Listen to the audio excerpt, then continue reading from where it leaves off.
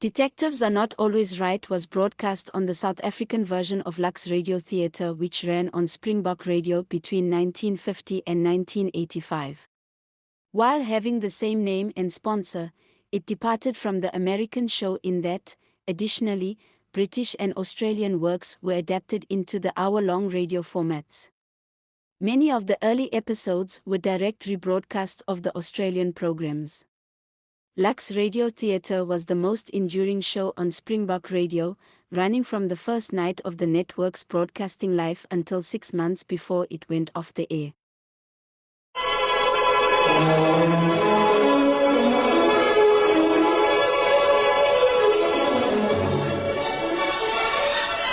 Good evening. This is Peter Tobin introducing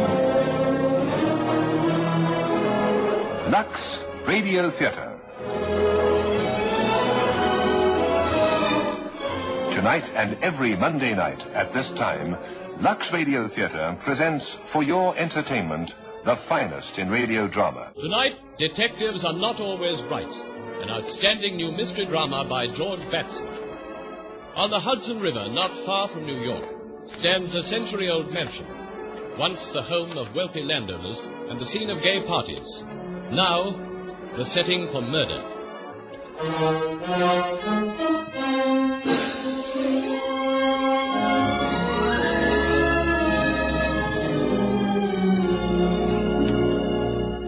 Detectives Are Not Always Right.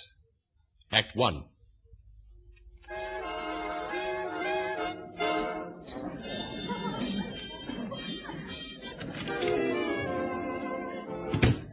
Why, Louisa, missing the last dance? Oh, Martha, I simply had to steer away. My feet, my dear.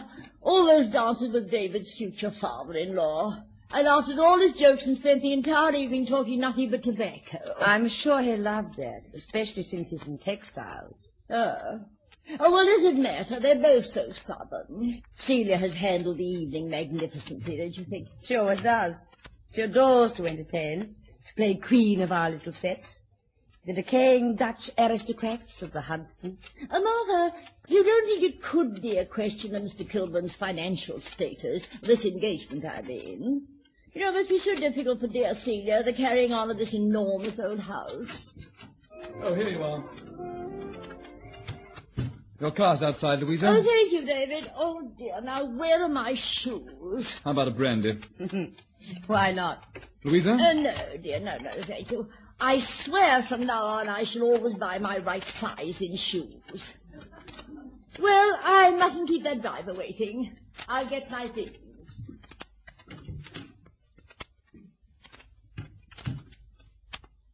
David, is anything wrong? Wrong? No, I'm just on edge. Well, I'd better get my wrap. And as host, shouldn't you be helping your mother with any straggling guests? Suppose I should. But they're all so dreary. Come along, dear. I'm sorry, Aunt Martha, I've no patience with them.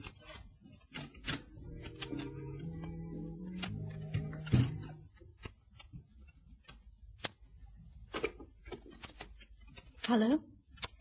Give me 047, please. No? Okay, thanks. Join me in a drink, Kathy? Well, and may I ask when the Grangers asked their chauffeur to the party? None of your business. Damn. One of the young master's paintings. Leave that alone. Well, by all that's... This is you. Put it down, I tell you. It sure looks as though his nibs got to first base. That's not true. I only posed for the face. I'll bet his mother doesn't know about this. Oh. So this is why you've been so busy nights. Wasn't that way when you first came here to work? What if I did post for it? Kathy, how about a little ride later? It's been a long time. I'm suddenly aware... No, I don't think so. In the first place, you've been drinking. What's the second place? You got a date? What if I have? Come on, this shindig's breaking up. Well, I won't stay late. We'll decide about that later. And for your information, I'm only going with you because somebody needs a lesson. One of those yokels from the village? You're wasting your time. Oh, no, I'm not. Don't worry about me. I've got my plans. I'll be over in the garage waiting. Maybe I'll come. You'd better, gorgeous. There's some lost time I've got to make up.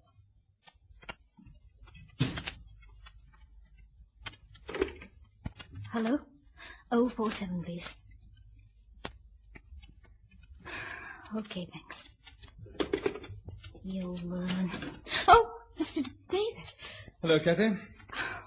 Did you enjoy your party, Mr. David? The Spencers and Mrs. Cortland and the Pettigrewes? God forbid. Your fiancée's awfully pretty. Think so? Of course, a girl like that could get any person she wanted.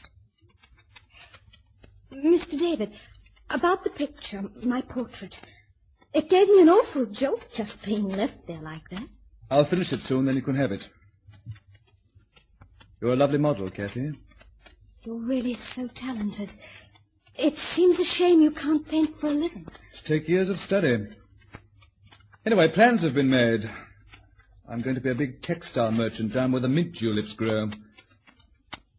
You don't have many young friends, do you? Don't forget I've had to take things easy because of my health. At least Mother thought so. My young friends have drifted away. It takes young people to understand each other. Kathy, how about going out with me later? But I need to talk to someone. Just as you said, someone young. Pardon me, David. Oh, yes, Aunt Martha. My evening back. Oh, yes, here it is. I keep leaving it everywhere. Suppose she heard? Doesn't matter if she did, no, Aunt Martha. But if your mother... Please meet me later, Kathy. Let's say in half an hour. I'll meet you in the garage. Oh, no. No, not the garage. Suppose you pick me up just on the other side of the gate. I'll see your headlights. Thank you, Kathy. Thanks so much. Kathy, Yes, Mrs. Granger? will you see where Mrs. Hampton is? She's not in the kitchen. I've rung her room. Yes, Mrs. Granger. Right away. David, don't you feel well? Oh, just another of those sudden headaches. Oh, you haven't had one for so long. Dr. Peters thought you looked so well tonight. It isn't too bad, Celia. I think I might go out for some fresh air. Oh, too much excitement, that's what it is. But I think it's been a most successful evening. Oh, I must say I'm glad I won't be seeing too much of Mr. Kilburn. That pleasure's reserved for me. Well, dear, you would go and fall in love with his daughter. Celia, I'd like to talk about that. I'm finally ready to go. Oh, David, I'm thrilled about your engagement. But the thought just struck me. When you go off to the south, poor Celia will be all alone in this great barn of a house. Can you imagine Mother anywhere else? No. Oh, why should I? It's her home. And the memories. Celia, tonight it was like the old days. I kept remembering your engagement party. Watching David tonight, I had to convince myself that it wasn't years ago and he wasn't but. He is so like his father, isn't he? Yes, Louisa, very much like him. And to think that the poor boy wasn't much older than David when he was... when he died. Is Louisa being morbid? Oh, I mustn't be, must I, on such a joyous occasion. And I mustn't keep my driver waiting any longer. Martha, dear, would you like a lift? No, thanks. I have my car. Very well. Thank you, Celia. David, don't bother to show me out. I'll see you again soon, darling. Now, David, Louisa's all right. She's a museum piece like them all. Oh, Aunt Martha, this archaic little circle. And Celia's become as buried as the rest of them. Oh, David, dear, not tonight. I'm so awfully tired. How can this place, these people, mean so much to you?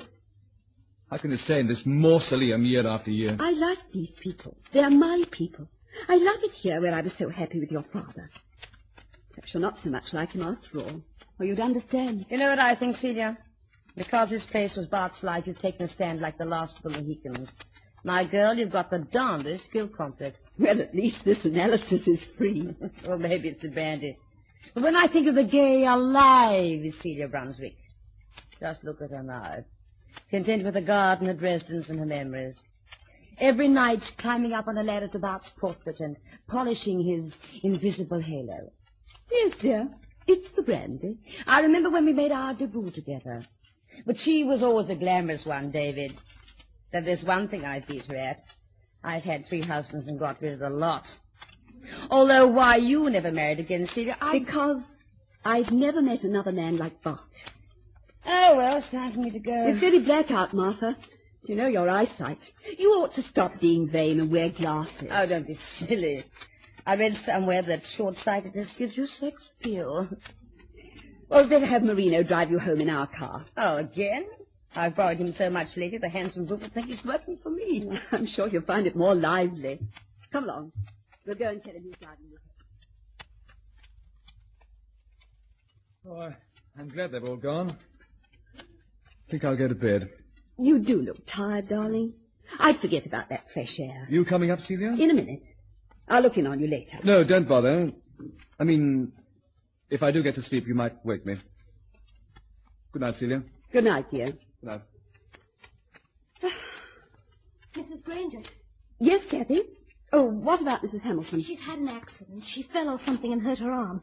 She says she'll be all right if she can just rest. No. It's not serious. She said not to worry. Will that be all, Mrs. Granger? No, as a matter of fact, it isn't. Kathy, I've been thinking this can't be a very pleasant job for you. You're so far away from things up here on the river.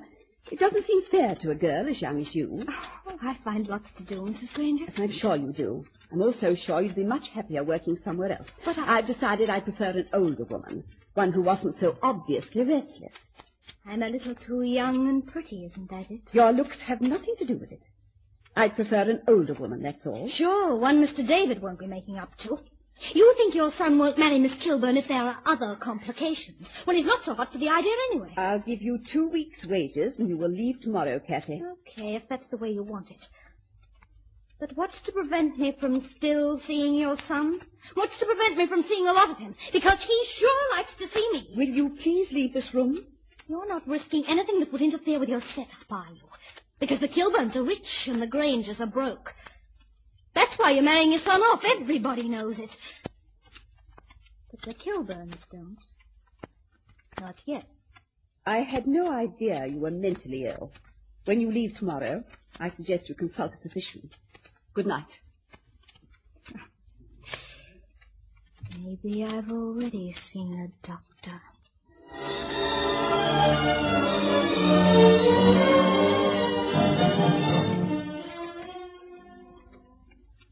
Oh, thank heaven you've got over here at last. The detective's been at me. Mrs. Hamilton, he's been saying, where's Marino? Where's the chauffeur? I had to get dressed, didn't I? I still can't believe it. That poor, poor kid. It's horrible. Oh, what a morning to wake up to. Relax, will you? She's dead, and there's nothing you can do about it. Oh, where were you last night? Wherever it was, don't you wish you'd been along? What are you crying about? You didn't like Kathy. I could hear you rowing clear over to the garage last night. It wasn't a row. I scolded her for not drying the glasses properly, that's all. Last night was your night for picking fights, wasn't it? You've got a sore arm to show for it. You shouldn't have done it, Earl. You almost broke my wrist. Well, you should know better than to pick on me when I'm drinking. Anyone would think we were married. Earl, you don't know anything about it. What do you mean? No, she'd tell me how you pester her. She said you kept after her all the time. She didn't tell you I pestered her last night, did she? No, Then remember that if the cops ask you. Do you think for 1 minute I'd do anything to hurt you? In spite of the way you've treated me since she's been here. What's the detective like? Oh, he seems all right. Not the kind you see in the movies, I mean. Doesn't keep his hat on, he doesn't smoke cigars. I don't wear a hat, Mrs. Hamilton, and I smoke cigarettes. But only when I'm bothered about something. You're Marino. That's right. I'm Carlin, County Homicide. Mrs. Granger will be down shortly, Mrs. Hamilton? Yes, sir, she said right away. She said she'd call Mr. Granger. It was you that Mr. McWatters awoke, wasn't it, Mrs. Hamilton? Isn't that what you told me earlier? Yes, when he was delivering the milk about 5:30. I heard him banging on the door.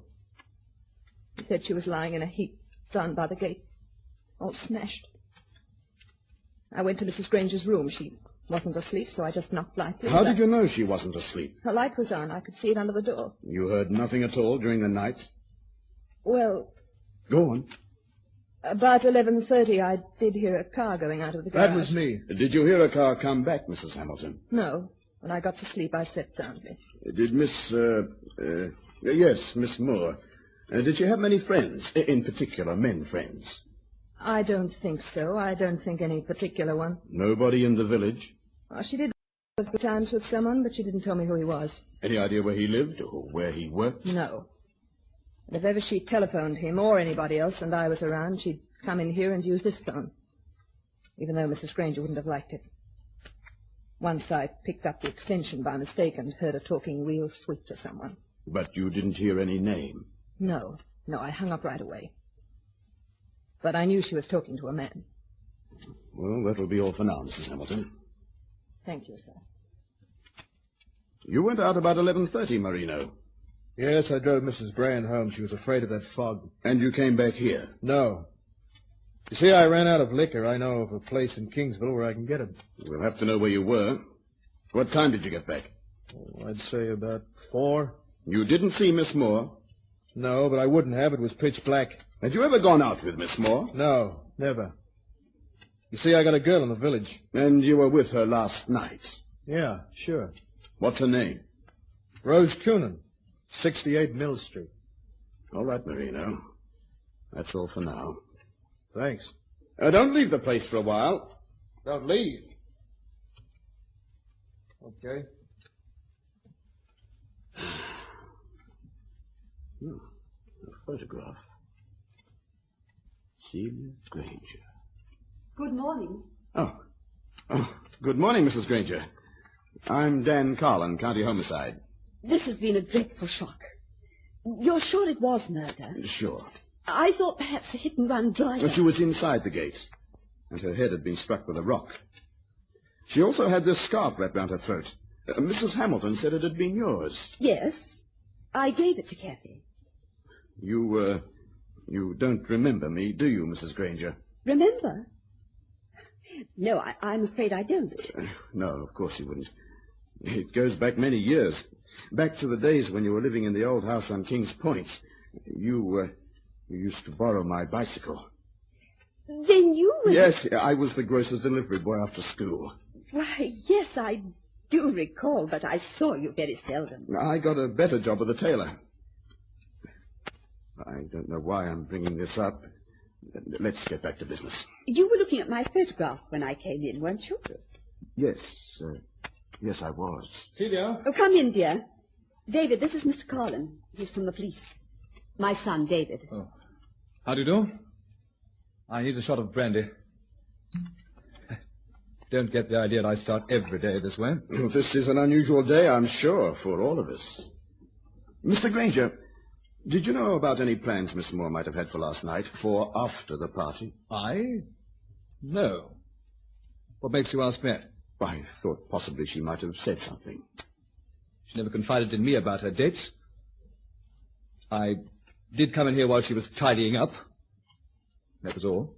And that was the last you saw of her? Yes. Very well. Now, I must be getting back to the village. I want to check the coroner's report. I'm afraid I'll be a bit of a nuisance around here for the next few days, but there's nothing I can do about it. I regret the circumstances, but I have been glad to see you again. Thank you, Mrs. Granger. Goodbye, Mr. Granger. Goodbye. He's hardly what you'd expect a hick detective to be. But there were moments when he was still the grocer's boy. The what? When I was a little girl, I used to get anonymous valentines, all lace and hearts. And now, after all these years, I think I know who sent them.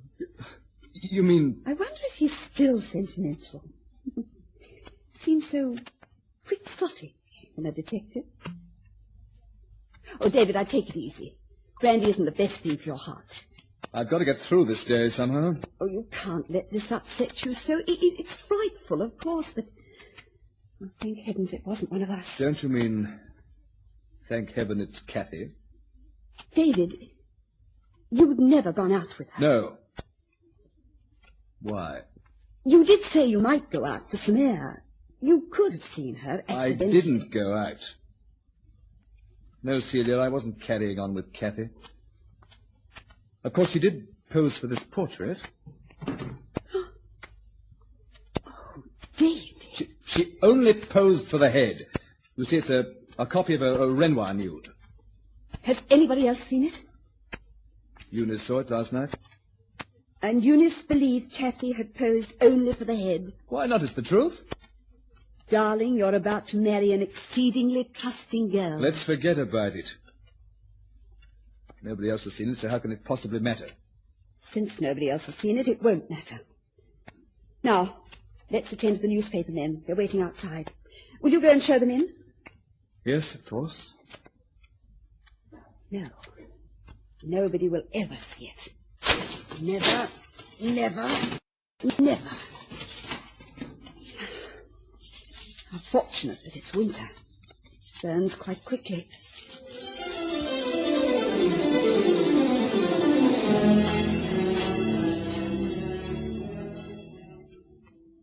So you're the girl from Miss Harper's employment agency? Yes. Nora Taylor's my name. I have the introduction here. I can't understand, Miss Harper. I told her I wanted an older woman. I have some excellent references. It isn't that. I don't believe you'd like it here. You're young, you're pretty. You'd find it much too quiet. All the others have. But I like the quiet. You don't know the trouble of breaking in a girl and then having her leave. But I won't leave. Just because your last Did girl Miss left... Harper tell you about the last girl? No. The last girl was found murdered 2 days ago, just inside the front gate. The murderer hasn't been caught. There's a great deal of uneasiness in the village. Those things don't happen twice, Mrs. Granger. Anyway, I'm not afraid. You don't seem the servant type, Miss Taylor. Won't you at least see my references? I'm sure they're excellent, but... no. Marino will drive you back to the station. There's a train soon. Naturally, I shall insist upon paying for your ticket. Oh, David, this is Miss Taylor. Oh? She was sent by Miss Harper. That was quick. How do you do? This is my son. How do you do, Mr. Granger? Then if you've decided, Mrs. Granger, I'd better go back to the station.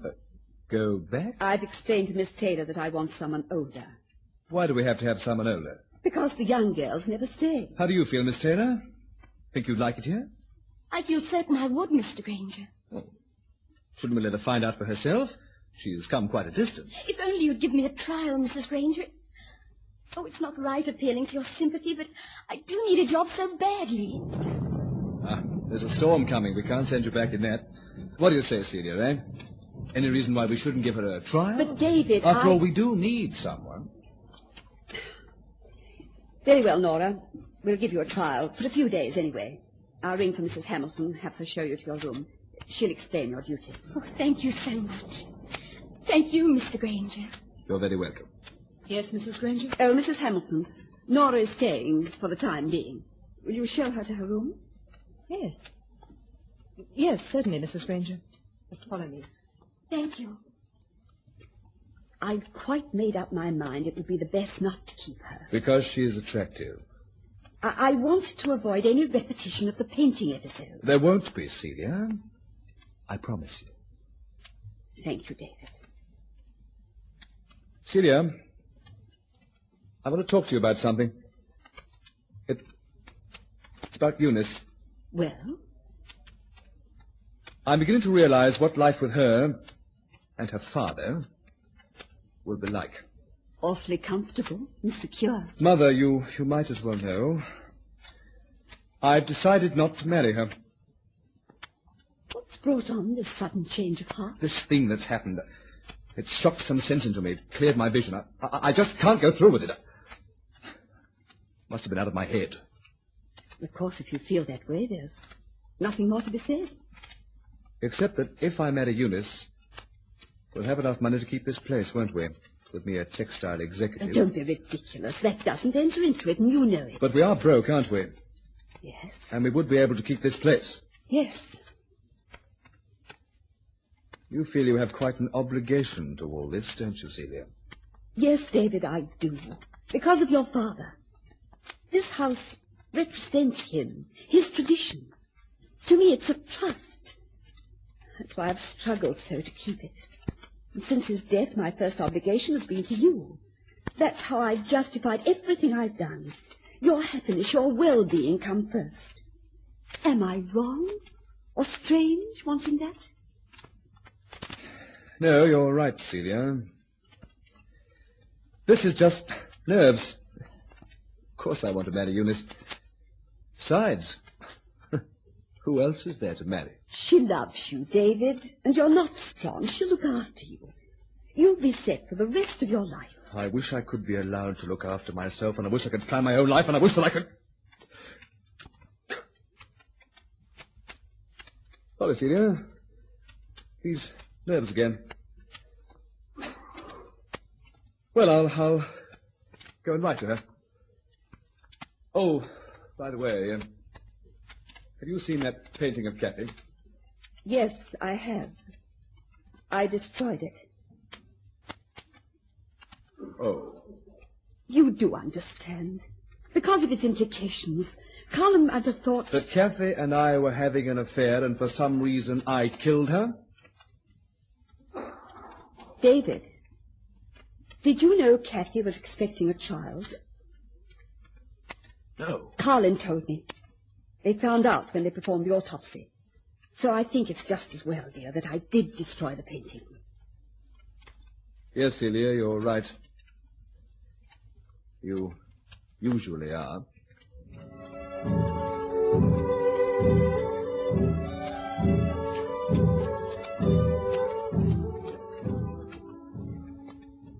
What is it, Marino? I told you were free for the evening. That's right, Mrs. Granger. But then the question always comes up, what to do on a free evening. Well, what do you want? You know, you're a proud woman, Mrs. Granger. I think I read somewhere that could be a weakness. For a good-looking dame, too. Get out of this room at once. Real shame you shut yourself off like this. You're through at the end of this week. Oh, no, I'm not. You see, I've got something to sell you. Sell me? Yeah, it's about that painting. The one of Kathy. You know, the one your son did. You want to sell me that painting? Now, how could I do that, Mrs. Granger, when you've destroyed it? Don't forget, I do a lot of work in the garden. I can see right in here. Yeah, your son will have to explain an awful lot if the police hear about it. That painting was done from imagination. But who's going to believe that? Besides, he and Kathy have been out several times. He was waiting for her just outside the gate the night she was killed. You didn't know that, did you? I saw her get into his car. I don't believe She you. stood me up. She was going out with him instead. And with a girl like Kathy, why should the picture be from imagination? She was awfully available, if you know what I mean. And then, too, you're destroying it. You'd have to explain that. The picture has been destroyed. We can deny there ever was any picture. The picture was partly destroyed. It wasn't burnt entirely. What? Don't forget, I also empty the fireplaces. That part's what I got to sell you. How much do you want? Well, knowing you're kind of strapped right now, I'll be sensible. Suppose we start at, say, 250. All right. As long as you leave here at once. Oh, I'm not going anywhere. I like it here. I like you, too. And now that we're sharing a secret, maybe we'll get better acquainted. I shouldn't have done that. It puts me on your level. Make it cash. I'll be seeing you around. Afternoon, Mr. Granger. Celia, what did he want? He was making a clumsy attempt at blackmail. What? What? I'll go out there No, and I'll... David. It should be very easy to cope with Mr. Marino.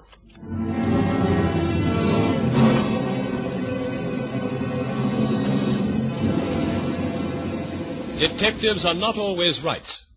Act 2.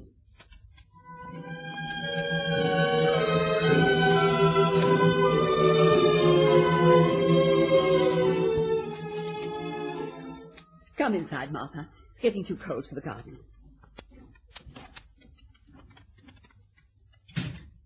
Well, now you can put those evil-looking things down. What? There she is. Celia, that new maid of yours, you think that's wise? Nora? She's awfully pretty, isn't she, bait for the killer? I feel certain the killer has picked up his tent and moved away. I saw David with her as I arrived today.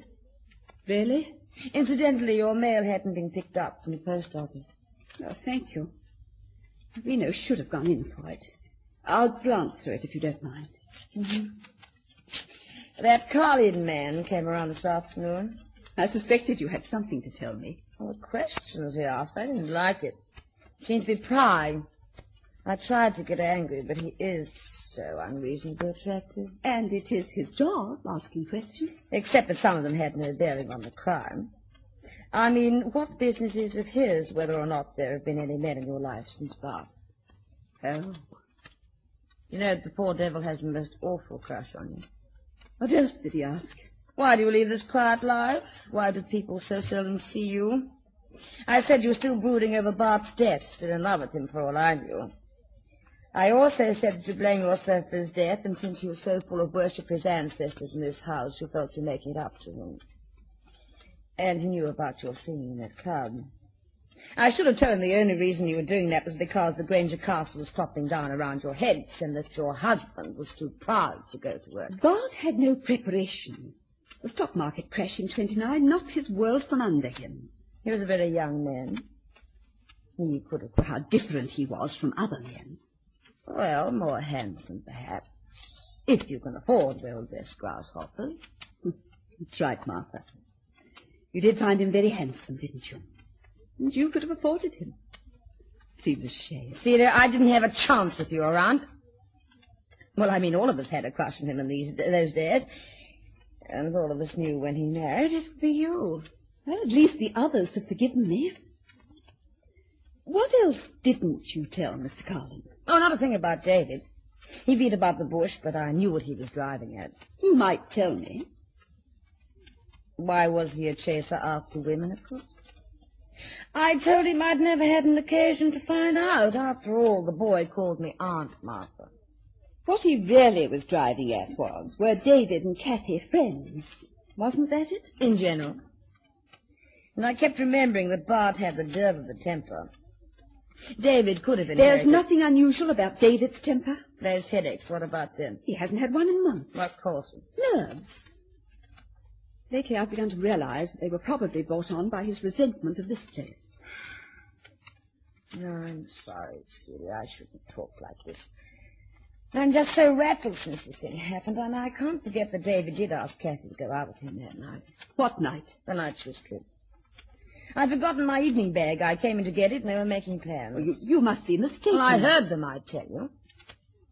Oh, I won't tell Carlin. What difference does it make? She was very pretty. He was only human. Well, Sidney, what is it you're as white as a sheet? I'm all right. It's just this whole business has been such a strain. I took it for granted he hadn't kept the date. I mean, he didn't go anywhere with her, did he? I don't see how he could have.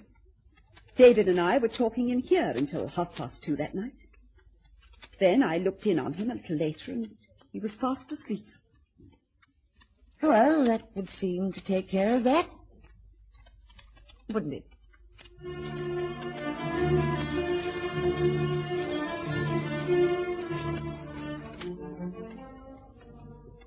I told you the truth about that night, about Kathy. You said you didn't leave the house that night. I didn't. Nor do I have to repeat and repeat. If Carlin thinks I did it, why doesn't he come right out and arrest me? Oh, it's suddenly very cold in here. Celia, you don't think I killed Kathy, do you? Why, how extraordinary. This letter, I can't make it out. Oh, what is it? It's from the Harper Employment Agency. It says, they regret being unable to find a suitable servant immediately, but will notify me as soon as they do. What? Oh, I don't get it. Laura said they'd sent her. Didn't she have a slip from them? As a matter of fact, she didn't show me anything. Yes, she said she had the introduction someplace, and I told her not to trouble. David, who do you think did send her? Don't you think maybe your friend Carlin? A girl like that? The police? Of course a girl like that. Complete with sob story to throw us off the track. I'm going to call her in here and demand the truth. No, perhaps that wouldn't be wise. Especially if you're right. Things have got to go on as if we didn't know. She's got to see that we have nothing to hide. At least until we do find out why she's here. Again, you're right, Celia. I won't let on. Oh, here's Mr. Carlin. Come in, Mr. Carlin. Hello, Mr. Granger. Oh, hello. Excuse me, I'll I'll put these shears away, Mother. He means a lot to you, doesn't he? Of course. Because of your husband, maybe? Mrs. Brand said you had some notion that you were responsible for your husband's death. Yes, I'm sure she did. But she didn't tell me why. That surprises me. Oh, it's no great mystery. You see, Bart and I had lost nearly everything. I was trying to help. I had one asset, social position. Meant a lot in those days. I endorsed cold cream, cigarettes. Finally, even sang in a nightclub. Bart resented all these things. Seemed almost jealous of them. The night he was killed, we'd had a quarrel, a violent quarrel. Saying ugly things, hurting each other the way you can hurt only someone you love. I should never have gone to New York that night. Why do you say that? He was speeding in to find me when it happened. We never could be angry with each other for long. When I finally saw him, it was as though he'd been hanging on until I could get there. But he managed to look up at me and whisper that he was sorry and that he loved me. Oh, I wish I had that night to live over. Well, no matter where he was going, it was an accident. The car overturned. I've told myself that 100 times. It can't wipe out the memory. You need someone else to tell you. To make you forget. Oh, well, things have a way of working themselves out. Oh, no, Mrs. Granger. We've got to work things out ourselves. I'm sorry. Where do I get my nerve telling people how to run their lives? Anyway, that isn't why I'm here. It's about your chauffeur, Marino. Marino? Yes, I sent for you about Marino. I think he's our man. Some things have turned up. He has a prison record, #1. He served time for assault. A girl. Lately, he's been going with a woman in the village. She's broken with him because he's beaten her up a few times. She was his alibi the night of the murder. Was his alibi? She's changed her tune. She now says she didn't see him at all that night. I sent for you because he's been threatening me. Vague, absurd threats. He said he'd make trouble for David and me. I don't know what he planned to do. Then he tried to make love to me. You should have sent for me immediately. Where is he now? I sent him into the village just a few moments ago. Well, we'll pick him up, so there's no need to worry. You've been very kind. If this does close the case, I want you to know how much I've appreciated your consideration. Well, just routine, Mrs. Granger. And I want you to know that, regardless of the grim circumstances, how pleasant it's been meeting you again. You did mean it when you said you remembered me. How could I forget? Bicycle rides were a great event. I'm a little sorry we've outgrown them. Not half so sorry as I am. It's not fair. I get the impression you know so much about me, and I know nothing at all about you. Me? I'm just the guy from the other side of the tracks, 30 years later. There's more to you than that, Mr. Dan Carlin. Maybe it's my determination to cross those tracks, the quickest way. Oh, no comfortable in-between spot will do. I want the heights. Up here with people like you. All or nothing. I've got a wall to knock down. A wall? There's always been a wall between me and the things I've wanted. Mr. Carlin, you've never married. No. Don't women fit into this plan of yours? Oh, there have been women, but not the woman. You see, I've got my eye on the heights there, too. Well, I'd better be running along. Goodbye, then. It's funny how things turn out. Years ago, I used to think of you as the princess in the tower, and I was your knight, hell-bent on saving you from wicked old King John. Oh, damn it, I suppose you've got to be told, sooner or later. I used to send you valentines. Goodbye. Goodbye, Dan Carlin. Pardon me, Mrs. Granger. Yes, Mrs. Hamilton? What time shall we be having dinner? Oh, about 7, I think. Very well, ma'am. Tell me, how's Nora working out? So far, I've got no complaints. And she's not sneaking in here to the phone all the time. But... Yes, what is it? It's Marino. You know how he gets with all of them. The pretty ones, anyway. I was thinking maybe if this time you warned him ahead of time, Well, maybe he'd leave this one alone. Don't worry about Marino, Mrs. Hamilton. I don't believe any of us will be having any more trouble with him.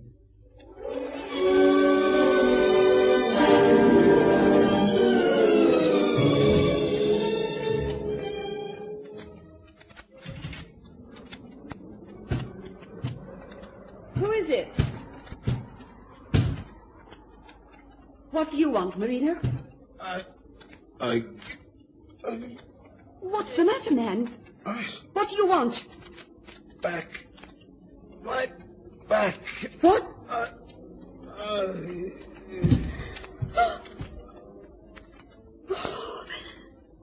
Oh, the shears! In his back! The shears!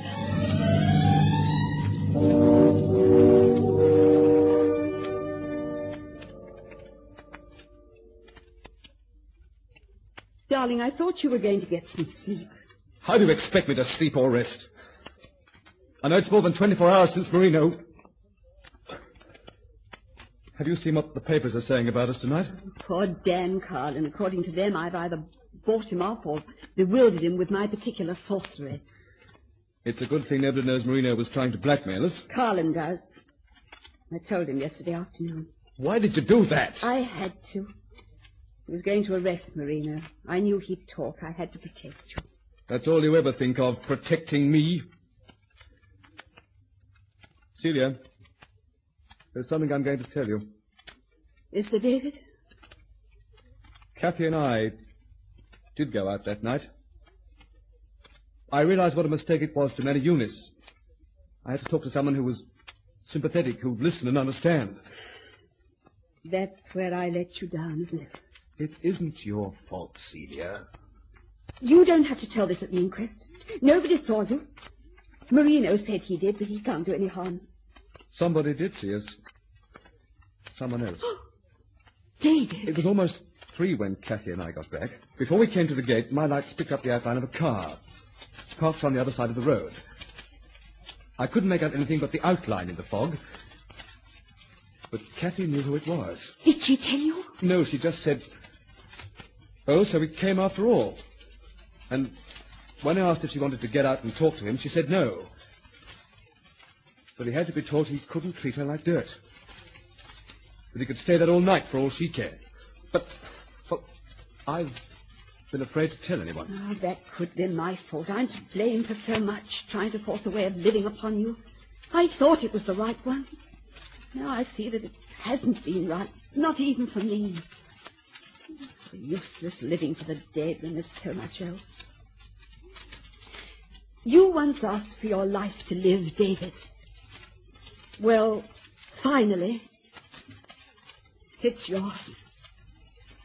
And you agree that tomorrow I must tell about that night? Of course you must. In the meantime, your mother shall be playing detective. David, look at this scribbling on the telephone pad and this number here. Does it mean anything to you? Why, no. What's it all about, Celia? It's a number Kathy wrote on the pad. I don't know what it's about, but I'm going to find out. But how... Darling, Mrs. Hamilton wants to go into the village. Would you run her in, please? Yes, all right, Celia. Now. Hello? Hello. Operator, is there any way you can tell me whose number 047 is? There isn't. Well, would you give me that number, please? Yes, 047.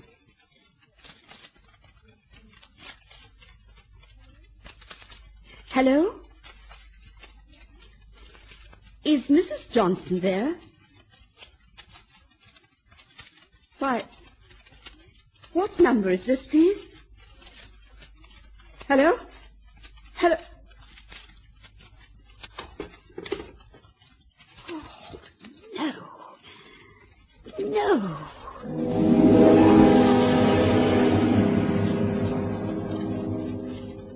Mr. Granger, will you want want anything more tonight? No, thank you, Nora. Do you think your mother would? No, I don't think so. Go to bed if you want to. Well, I didn't get much sleep last night. Worried about the murderer, Nora? Any ideas who it might be? No. But I knew nothing about either of the people who were killed. I suppose the murderer could be any one of us. People are so seldom what they seem, even you. You appear young and timid and so very appealing, but I wonder, couldn't that too be a disguise? Some sort of shabby deception? Then you've known about me. A letter came from the employment agency yesterday, saying they were sorry they hadn't been able to send anyone. But what the devil are you? A policewoman? Someone from a newspaper? Oh, just someone desperate, that's all. I was at the agency when they were interviewing people. Miss Harper said I was too young. I was so anxious to get away from the city, I decided just to come anyway to pretend. Why were you so anxious to get away? A man? I didn't want to see him anymore. And he wouldn't leave me alone. Oh, it was my fault. I pretended I liked him. I'd been in that orphanage, as I told you. Then one dreary job after another. I thought a little security, some comfort and affection would be worth... I'll tell your mother in the morning. Then I'll clear out. Nora. Yes? Talk to Mother in the morning, but I don't believe there'll be any question of your leaving, if you still want to stay. I still want to stay. Good. Perhaps we can make up to you for some of the bad things you've had in your life. Look, I have to go to the village and pick up Mrs. Hamilton. How about coming along for the ride, eh? Should we leave your mother alone? Oh, there's a policeman at the gate, and we'll be right back. You're good to get out of the house. Yes, I'd very much like to go. Good, then go and get your coat. Yes. I'll meet you at the garage. I'll go on down.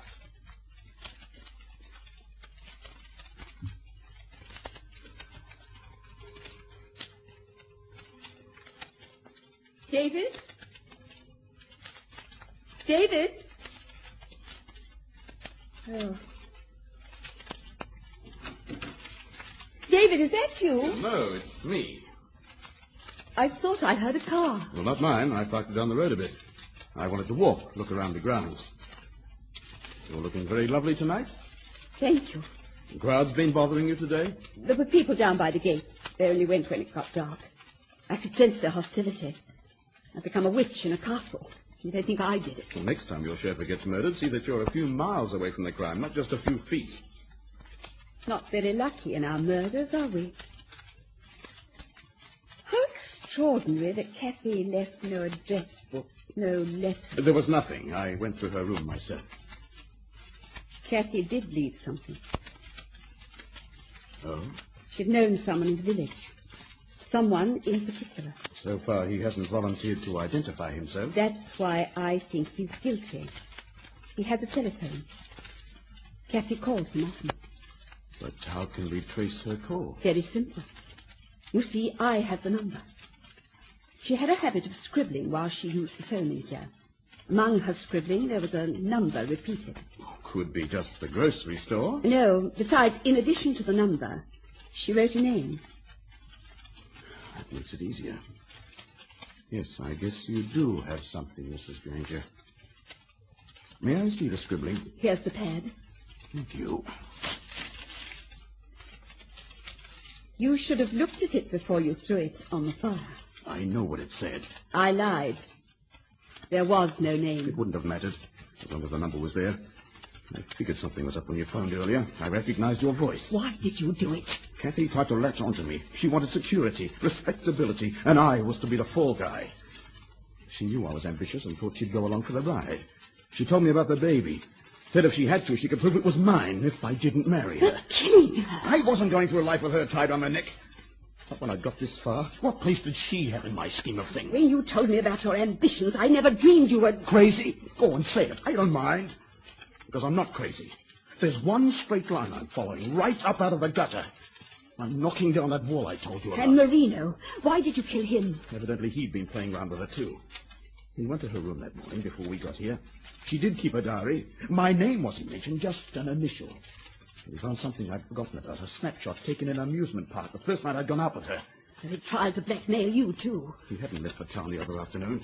When I found him in the garage and told him I was taking him in, he played his ace. I stabbed him with the shears.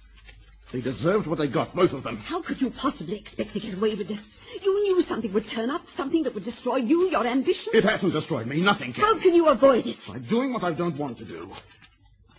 What has to be done? Don't be ridiculous. Oh, if only things had worked out with us. If only... David! David! Your son's not here. Nora! The maid's not here either. She went out a while ago with your son. That was the car you heard. I was outside, waiting. We're all alone. The policeman at the gate. He knows you're here. No, he doesn't. I came by the path of the cliff. No, you don't. There was a place for you in my scheme of things. It could have been so right, you and me. I needed you. I've always needed you. But you're not even listening. You don't care anything about me. Celia, I've always loved you. Another stepping stone. Oh, don't you see? You've been part of the dream. Dream? Yes, I've been in a dream, too.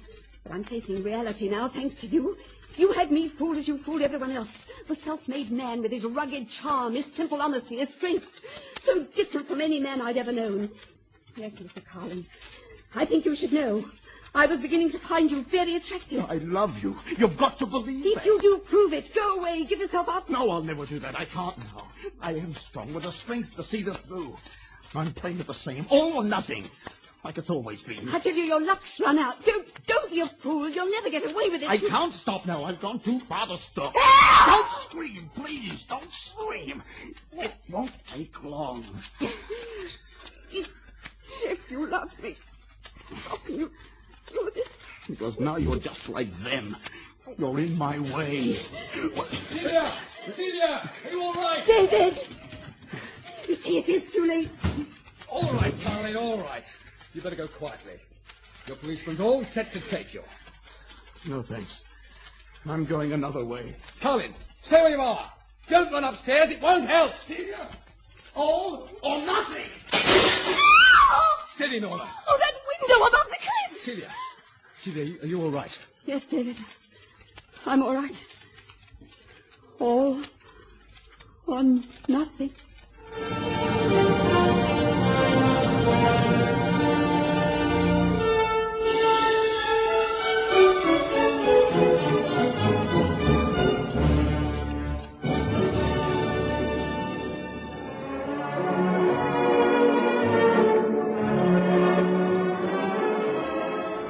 The Sounds of Darkness.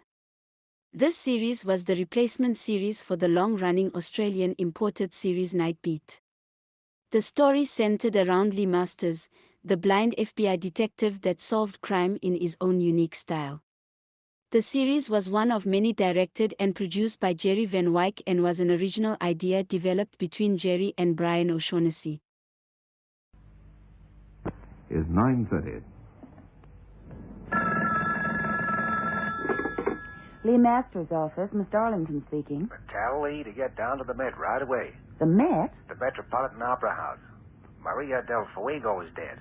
Hey, that's the opera singer. The soprano, isn't it? Yeah, that's right. She died of suffocation just before the curtain went up. The doctor there thinks it might have been murder.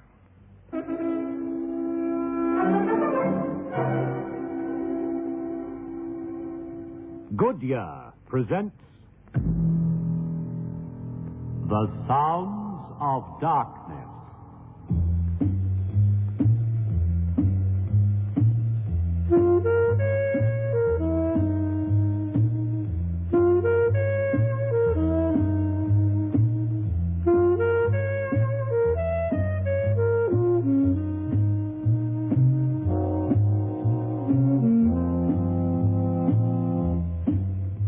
Good evening. The Goodyear Tire and Rubber Company, makers of passenger, truck, and tractor tires for every requirement in South Africa's farming, commerce, and industry, bring you Lee Masters, the blind detective who challenges the sounds of darkness.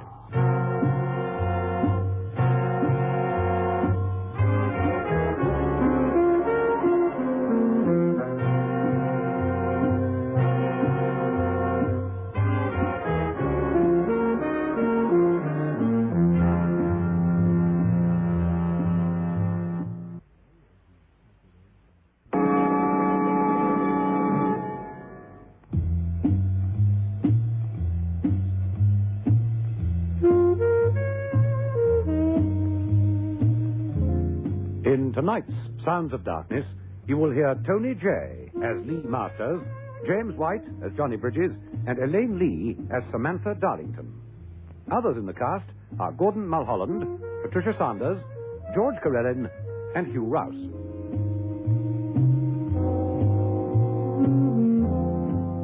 Now let's join the world of Lee Masters in tonight's Sounds of Darkness, Murder Makeup.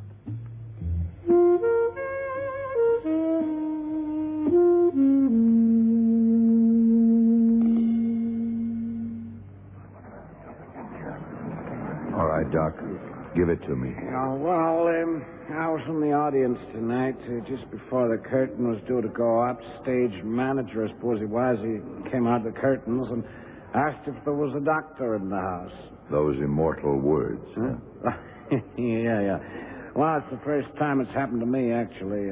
Anyway, I came around backstage, and Madame Del Fuego was in her dressing room there. And, I haven't moved anything, by the way. I examined her.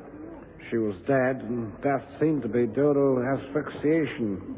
But I don't see how... So that's why we were called in. Okay, Doc. Stick around, will you? I want to have a look at that body. Huh? But I thought... That's right. But Johnny here is my eyes. Come on, Johnny.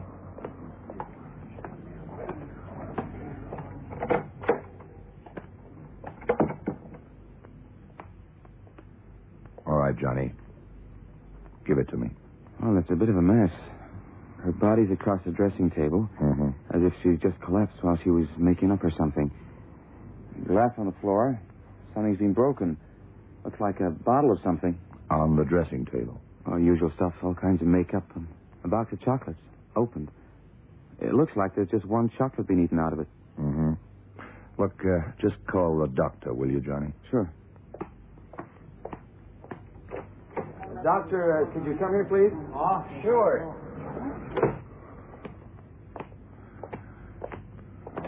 Yeah, Mr. Masters. Look, Doc, why don't you buy the suffocated angle? There's no evidence of strangulation, no evidence of having been smothered, and no medical history of heart spasms or any disorder that would have caused paralysis of the respiratory system. Oh, you've checked? I checked. I phoned her family doctor. She was in perfect health, apart from her occupational hazard of being about 40, 50 pounds too fat. Then how could she have died of suffocation? Paralysis of the respiratory system. But the $64 question is, what caused the paralysis? Huh? Know anything about South American Indian poisons, Doc? No, I don't. Curare. Used on darts from their blowpipes. Causes paralysis, so the victim dies of suffocation. Say, that would fit the bill. Yeah, it's a possibility. Well, now we have a possible theory. What we haven't got is motive, a modus operandi, and a suspect. In fact, the whole bill of goods we haven't got.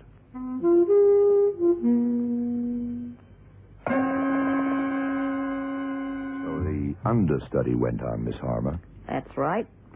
Tell me, how long have you been dressing Miss Del Fuego? Oh, for the last 10 years. Didn't like her much, did you? Why do you say that? Your tone of voice. Tell me, would the understudy have had a motive for killing her? Look, in this business, understudies are always keen to go on, but I don't think this one was that keen. Did she like Miss Del Fuego? No, she didn't. Nobody did. She was a friend. Yeah. I get the message. You have any reason for killing her? Oh, I suppose in your book, yeah. I needed money badly. She wouldn't lend me any. I know that I was in the will for a couple of grand. But you didn't do it. How? I don't even know how she died.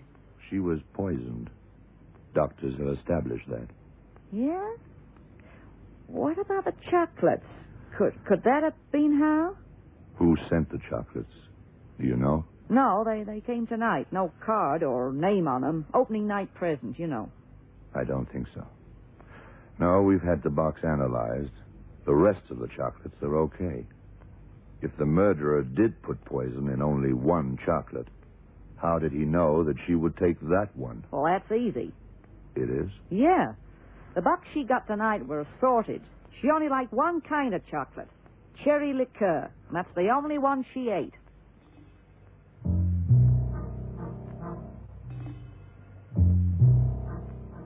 It's Signor Valero, isn't it? Si, senor, that's right. My poor Maria. Always I say she sing like an angel. And now. You liked her? Nobody likes her. She's a terrible woman. But the voice of an angel. I am so sorry about my cruel little joke now. Yeah? What was that? The chocolate. I sent her the box of chocolate. I know that she likes them very much. But she's on a strict diet. It was very cruel of me, You sent them? See, why? What's the matter? She was poisoned. And the only thing she had to eat for 3 hours before the show was one of the chocolates that you sent her.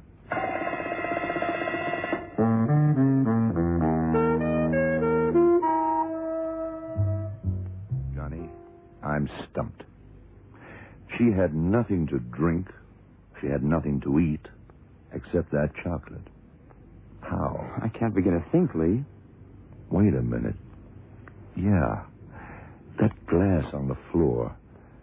She collapsed and knocked it off, right? Well, that's what it looks like. Throat spray. Opera singers are always using throat sprays, aren't they? Yeah, that could be it. Just a minute. Yeah, that would fit. Here's a little bag thing that they squeeze to spray the throat. So that could have been the way it was administered. Johnny, call the dresser, Miss Harmer, again, will you? So how come her husband brought the spray tonight? She always used to carry the throat spray with her in her handbag. Dead scared of getting a sore throat, you know. Yeah? Well, this evening she forgot to bring it. She phoned her husband at home, told him where it was, and he brought it just before the curtain went up. All right. Johnny, pick up those shards of broken glass with tweezers and rush them down to the labs. I want them checked for traces of curare poison.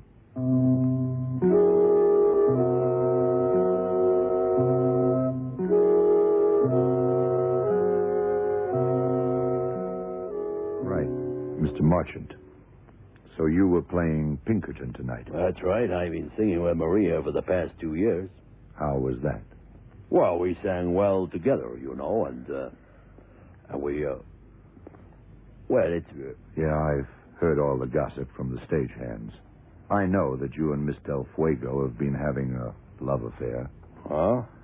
And you must also know that I have no motive for wanting her dead, then. On the contrary. My office works 24 hours a day, and we've checked. We know that you've decided that you now love your wife since her father died and left her 20 grand. How dare you say that? I'm interested in the facts, Mr. Marchant. Just the facts. How you live your life is your own affair. I'm not condemning. I'm commenting, that's all. Oh, yeah. I suppose I might as well admit it. I did want to end things, and she didn't. She wanted to go ahead and get a divorce, but if you ask me, it's her husband. He's the one. A real gigolo, that guy. Been living off her for years. He was the one who would have suffered if she'd got her divorce before she died. And now? Well, he stands to inherit the lot. That must be quite a bit of dough.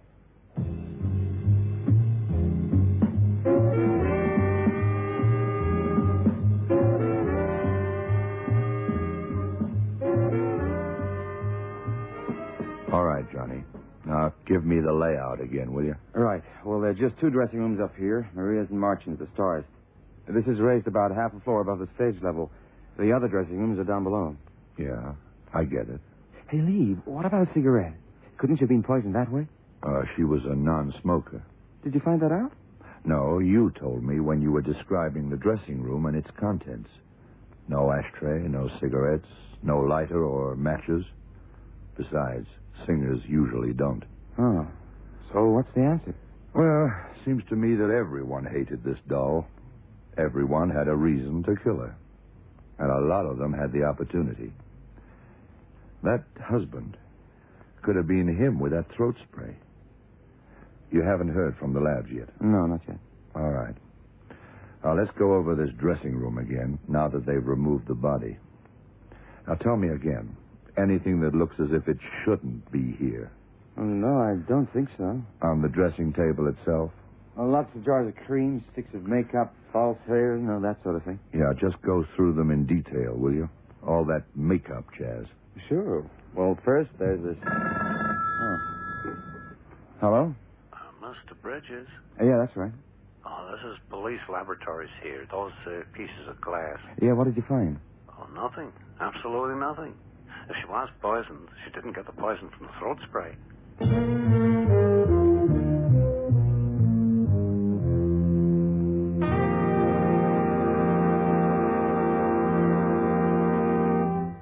You are listening to Murder Makeup, tonight's Sons of Darkness, brought to you by Goodyear, the greatest name in rubber.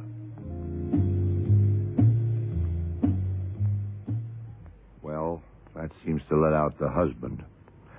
Although he would also appear to have the strongest motive. Looks like we're back on the chocolates, huh? If she ate the one and only poisoned chocolate, how the heck are we going to prove it? Yeah, I see what you mean. Besides, I don't like that. No, for my money, that Valero guy is no killer. Anyway, his only motive seems to be that he didn't like her. Hardly motive for murder. Yeah. Right, now where were we? You were giving me the rundown on the makeup. Yeah, you want me to call them out? Yeah, there should be numbers on each stick. Call out what numbers she has. All right. These are all open sticks. 9, 8, 14, 13, 16, 20, thin black one, 2 red ones, carmine and lake, powder, cream. Now the full sticks. Well, it seems there's a full stick for every half one that she's using. That's funny. Huh? I wonder... Call that dresser again, Johnny. Okay.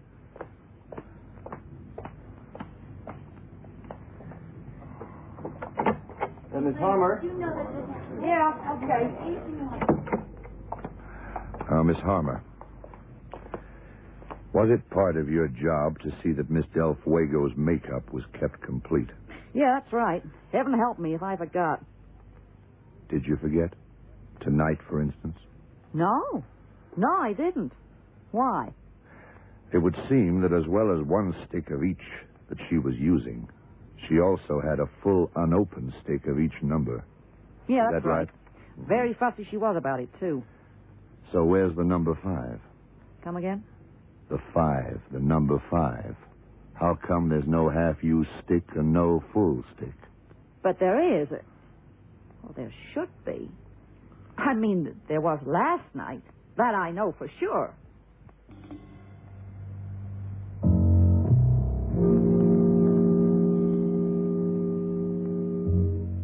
You mean that the poison was in the makeup?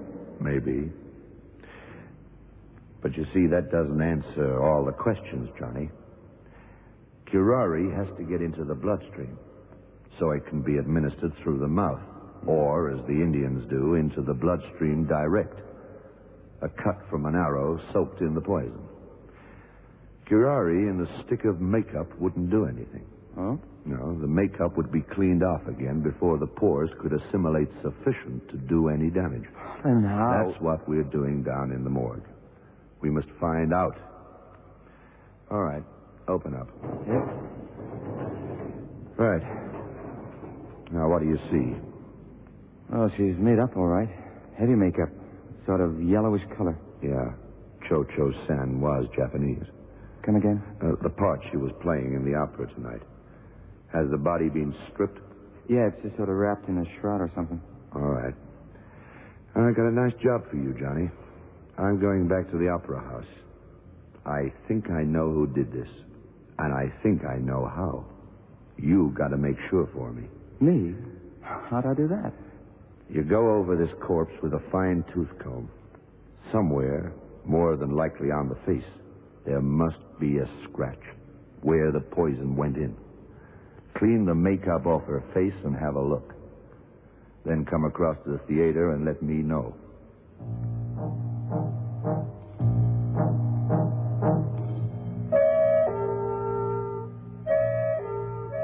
Miss Harmer, did Mr. Marchant send you out for something just before the show tonight? Why, yeah, he did. How did you know? Yeah, that figures. That's the way he did it. What happened exactly, Miss Harmer? Well, he doesn't have a dresser, you see, and he's in the dressing room next door. He was here early tonight, before Miss Del Fuego arrived. Is that usual?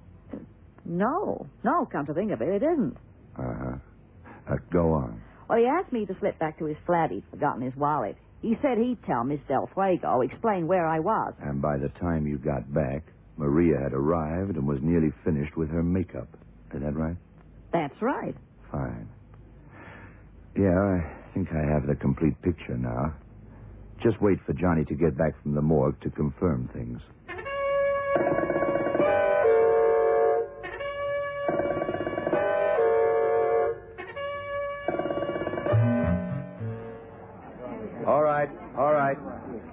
All right. Now, we aren't going to keep you very long. I know you all want to get home. But my motto in this sort of thing is clear it up right away. Now, within a very short while, I hope to have the killer. Yeah, and the rest of you will be able to go home. Right? Now, first of all, I must apologize for the inconvenience tonight. I'm afraid all the dressing rooms had to be sealed off, and you all kept in this rather drafty green room. But you'll see the reason for that as I explain. All okay, Johnny? Yeah, Lee, and everybody's here. Right. Now, Mr. Del Fuego, you were my prize suspect. Me? Yeah. But I love my wife. You loved her dough. If she'd gone ahead and gotten a divorce from you, you would have lost a tidy sum. But that is ridiculous. You had the strongest motive and the opportunity. Nonsense. Tonight, she forgot her throat spray. You could have arranged that. Taken it out from her purse and put curare into the spray. What? Yeah, first squeeze she gave and a spray of deadly atomized poison could have gone down her throat. But are you saying... Look, I know you didn't. You checked on the glass splinters for traces of poison, and there weren't any. That lets you out. Then, Mr. Valero, you sent her chocolates. That's right, yes. Yeah, an assortment.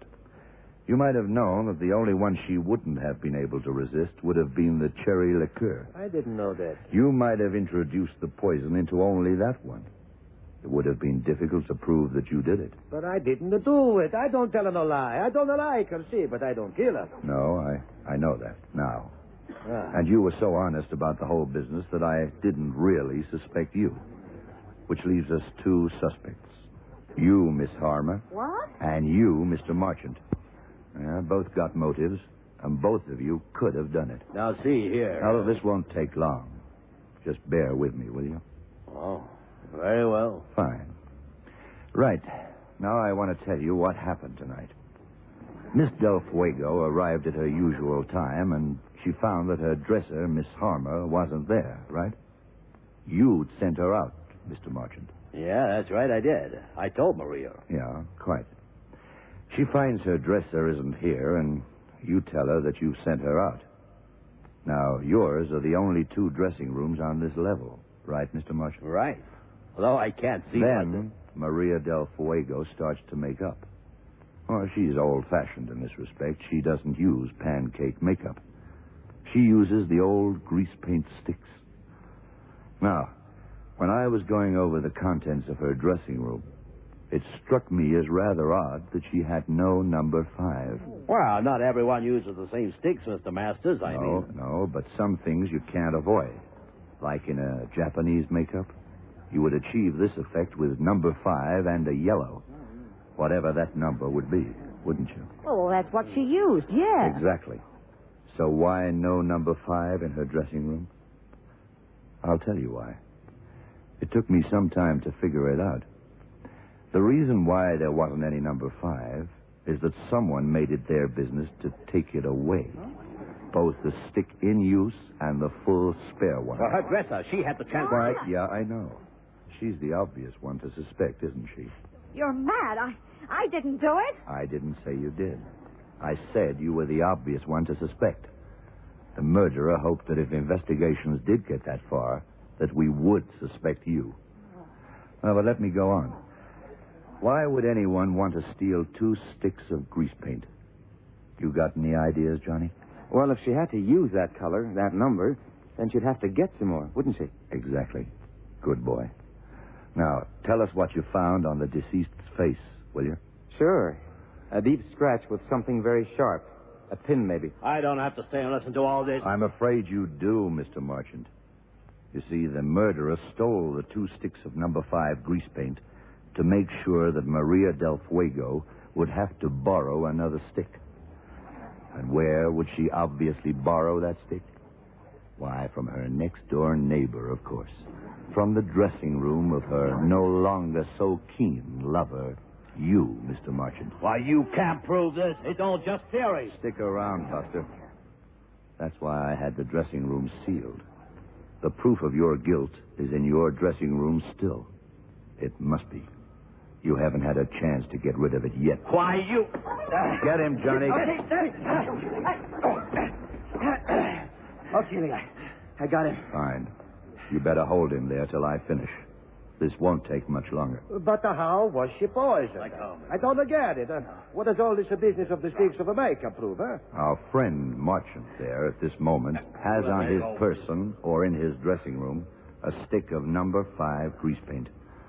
The stick has been impregnated with curare poison. He stole Maria's sticks to make sure that she would ask him if she could borrow his. He lent her the stick he'd prepared, the poison stick. You gotta prove it, And that's how she was murdered. All right, Johnny. Hand him over to the boys outside. They can take him and book him. You and I had better find that stick of makeup. That's the only proof we've got.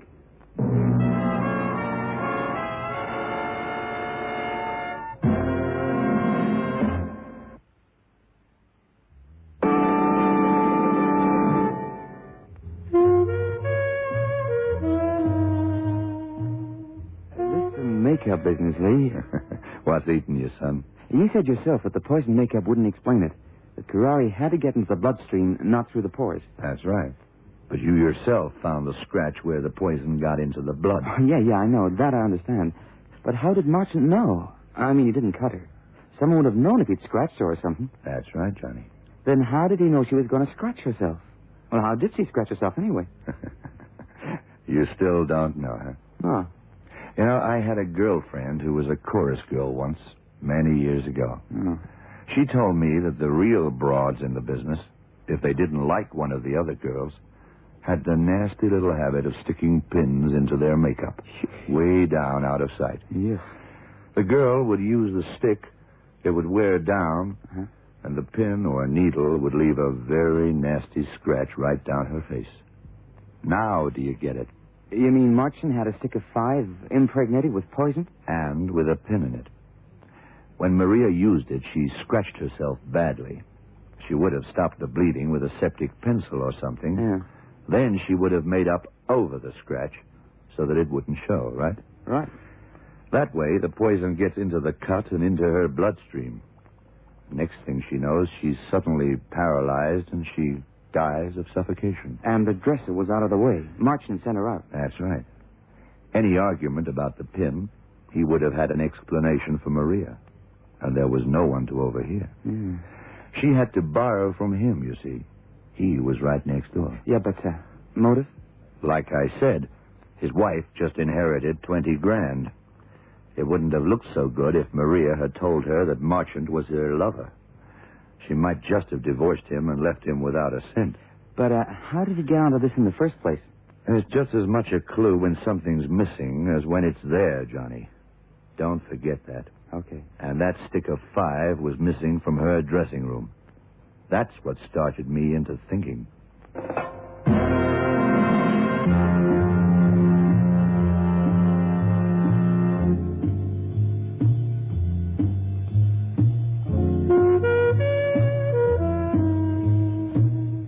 So ends tonight's Sounds of Darkness, presented for your entertainment by the Goodyear Tire and Rubber Company, makers of world-famous passenger tires, truck, and tractor tires for every requirement in South Africa's farming, commerce, and industry.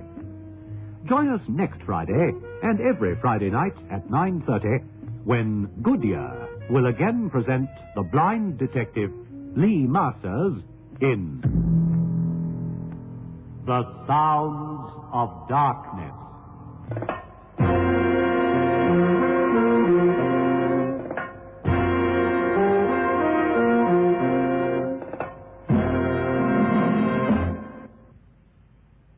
Squad Cars. One of the most popular radio programs ever broadcast in South Africa. Week by week, a dramatized story of the South African police at work would unfold. The series originally went out for broadcast on Sunday evenings. After 6 months, the program moved to its familiar Friday night 7:30 p.m. slot on Springbok Radio.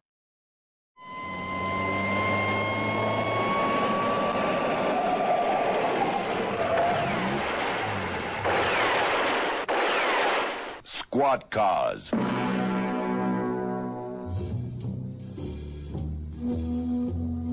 General Motors and their dealer organization throughout Southern Africa proudly bring you the drama, the danger, the thrills, and the facts when the long arm of the law travels in Squad Cars. The story you're about to hear is true. Details are supplied from the official case files by the South African police. Only names and places have been changed to protect innocent people involved.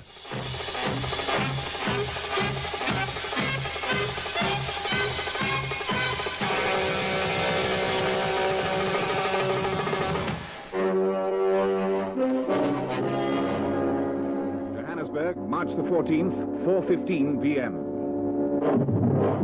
Car 23 is heading back towards police headquarters from Orange Grove, following a report involving fraud and passing worthless checks. In the car, Captain Martin Lowe of the fraud squad tilts his cap off his forehead and leans back against the seat. A tired sigh escapes his mouth, and he runs the back of his hand wearily across his eyes.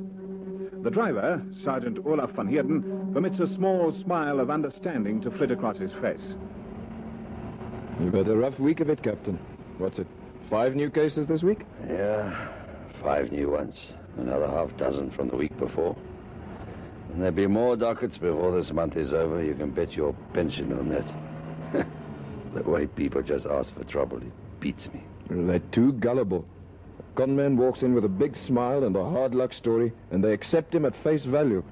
Nobody asks about checking credentials or even asking to see the man's identity card. Fantastic. Take this dress shop we've just been to. Girl comes in, neatly dressed, nice looking.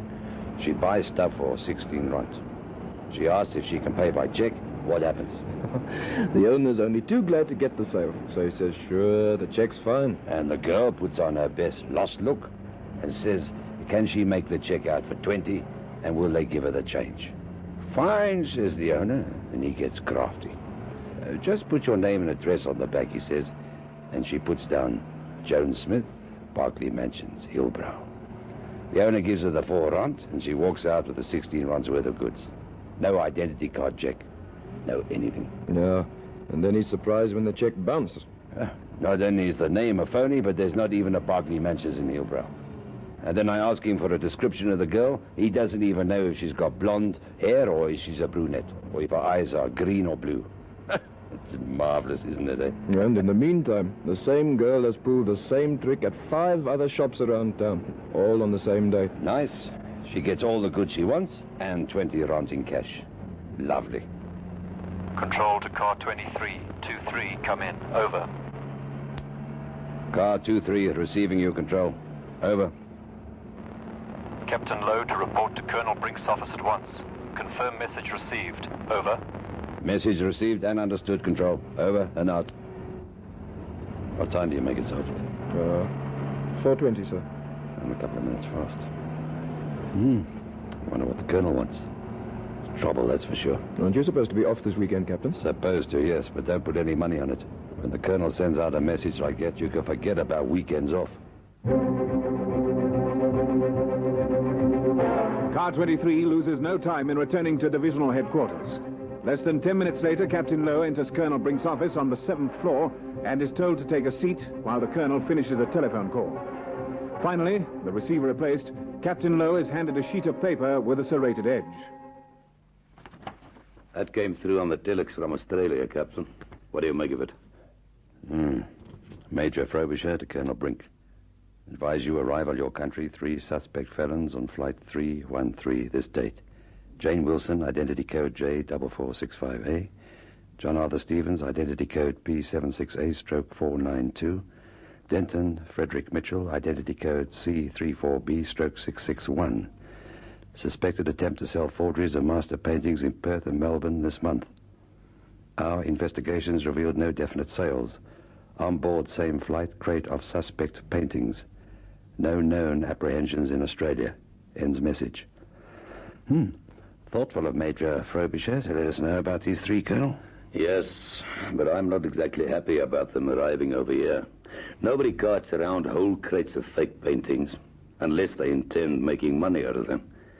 And I don't like that bit about the Australian investigations revealing, how did he put it again? Yeah, no definite sales. Yeah. They're up to something, these 3. I'd be a lot happier if I knew what it was. Did you get the Interpol identity files on them, sir? Telex for them as soon as we received Major Frobisher's message. They should be through any minute now. I see. What do you want me to do about them, sir? Flight 313 from Perth arrives at Jan Smuts at 6:30 this evening, Captain. Wilson, Stevens, and Mitchell will be on it.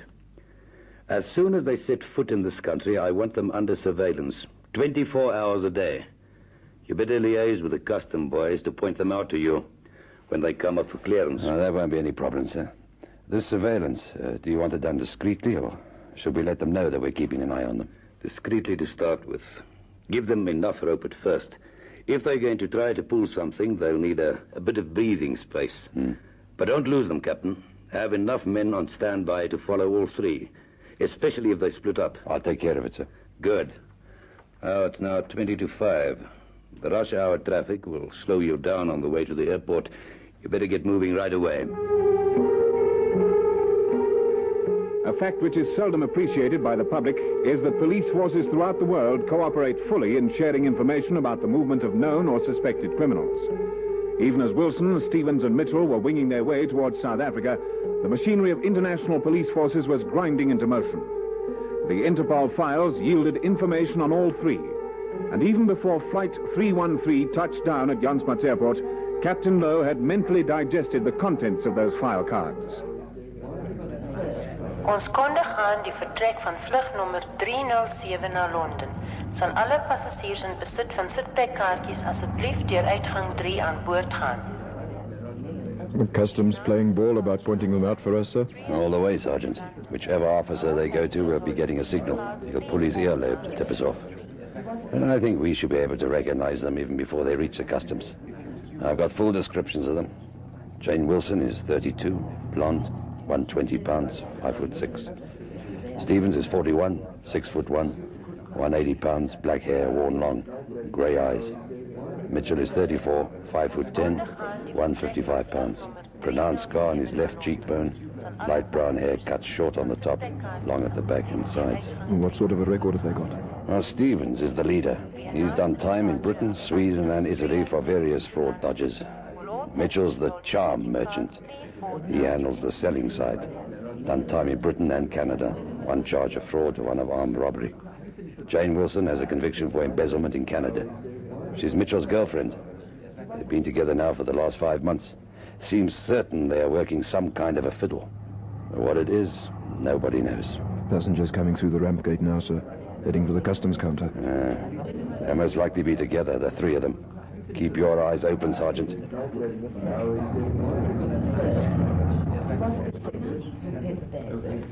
There. Just coming through the gate now, sir. That blonde carrying the flight bag and the man next to her in the grey suit. Scar on the left side of his face. Yeah. That's Wilson and Mitchell, all right. Could be Stevens behind them. He's tall enough anyway. Stevens is hanging back, as though he doesn't even know the other 2. They must think we were all born yesterday. Bet they'd be surprised if they knew we were ready and waiting for them. Look, the customs officer is tugging at his ear. So that is Stevens. Seems like they'll be keeping up this act of not knowing one another, sir. Shall I warn the men in the cars outside? Yes, do that, Sergeant. We'll take care of Stevens. Have cars 19 and 41 keep a tail on Mitchell and the woman. And whatever they do, don't lose them. The 3 teams of police officers fall smoothly into their well-rehearsed plans of action. Wilson and Mitchell order a taxi to take them to Johannesburg, where they sign the register of the Hotel Assembly as Mr. and Mrs. Denton Mitchell of Sydney, Australia. John Arthur Stevens takes the Airways bus into town, and at the Rotunda hires a taxi to take him to the same hotel. He checks in as John Stevens of Hobart, Tasmania, and is given a single room on the same floor as Wilson and Mitchell. With the cooperation of the hotel management, the police arranged to have a Bantu constable employed as a cleaner on the same floor. A police car is stationed outside the hotel, and watchers take up their positions to cover both the front and rear entrances. At 8:35 that night, Captain Lowe reports back to Colonel Brink.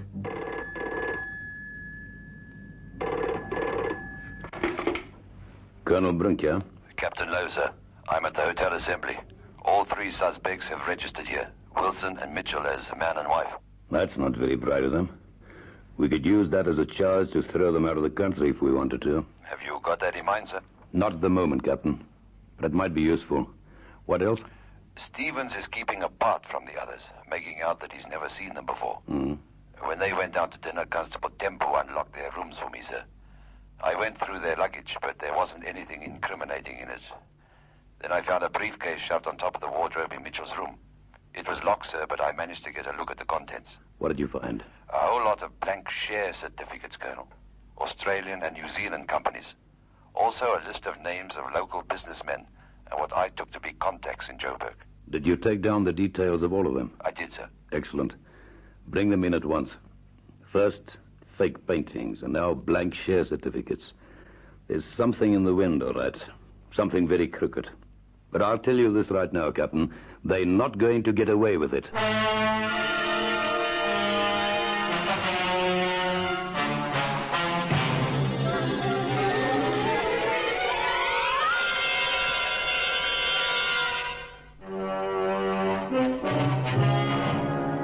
March the 15th, 10:30 a.m. Stevens, Mitchell and Wilson remain under close surveillance by the police.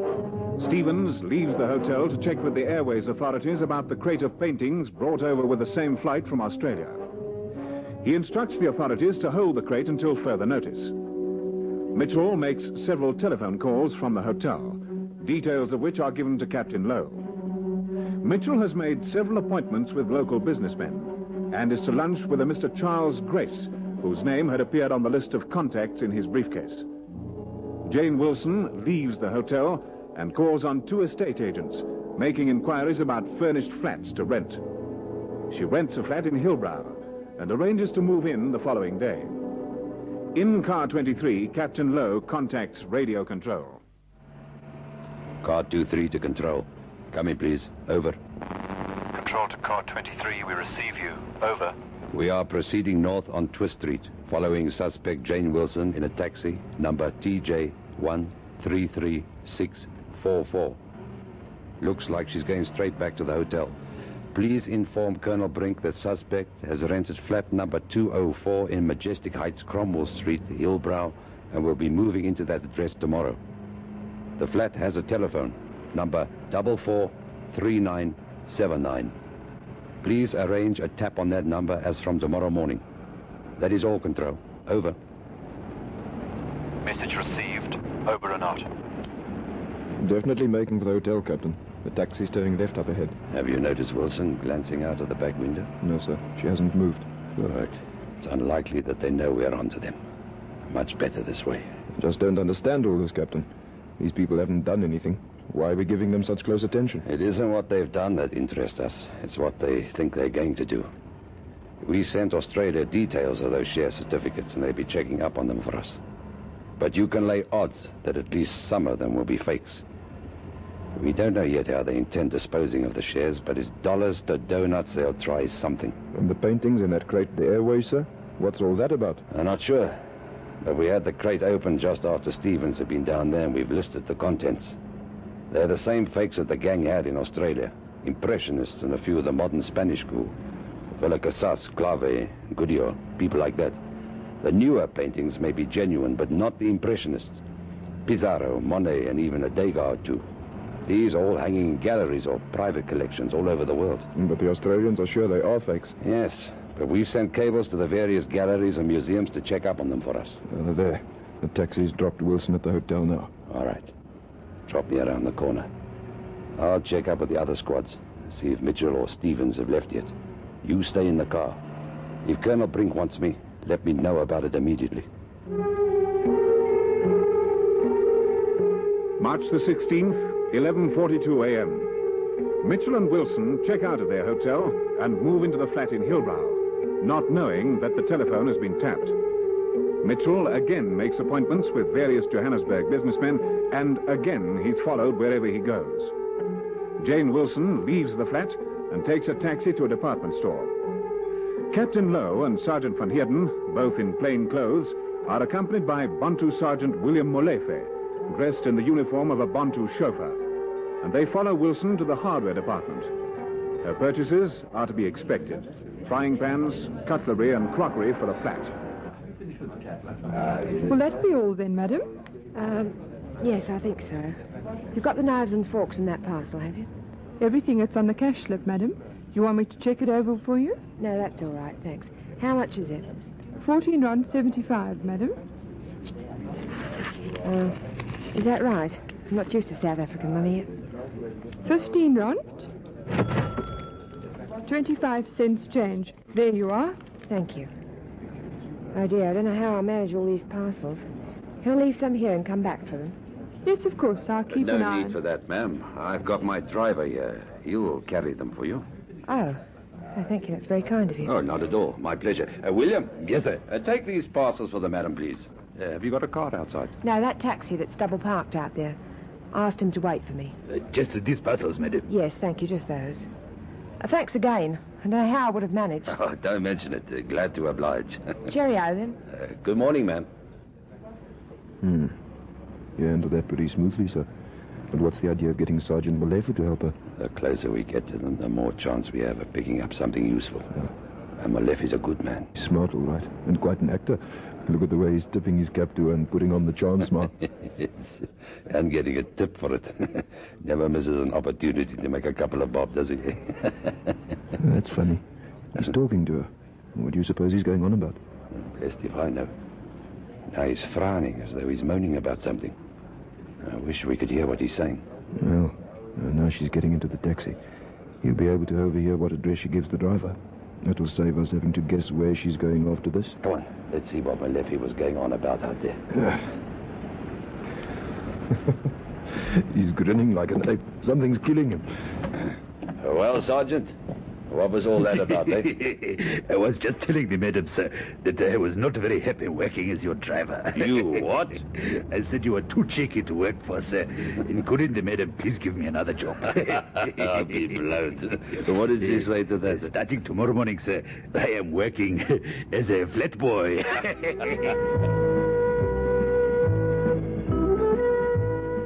With Sergeant Molefe in the flat with Wilson and Mitchell, the surveillance of the suspected trio was as comprehensive as could be arranged. Mitchell continued to arrange his business appointments, and each of them was carefully noted by the watching police.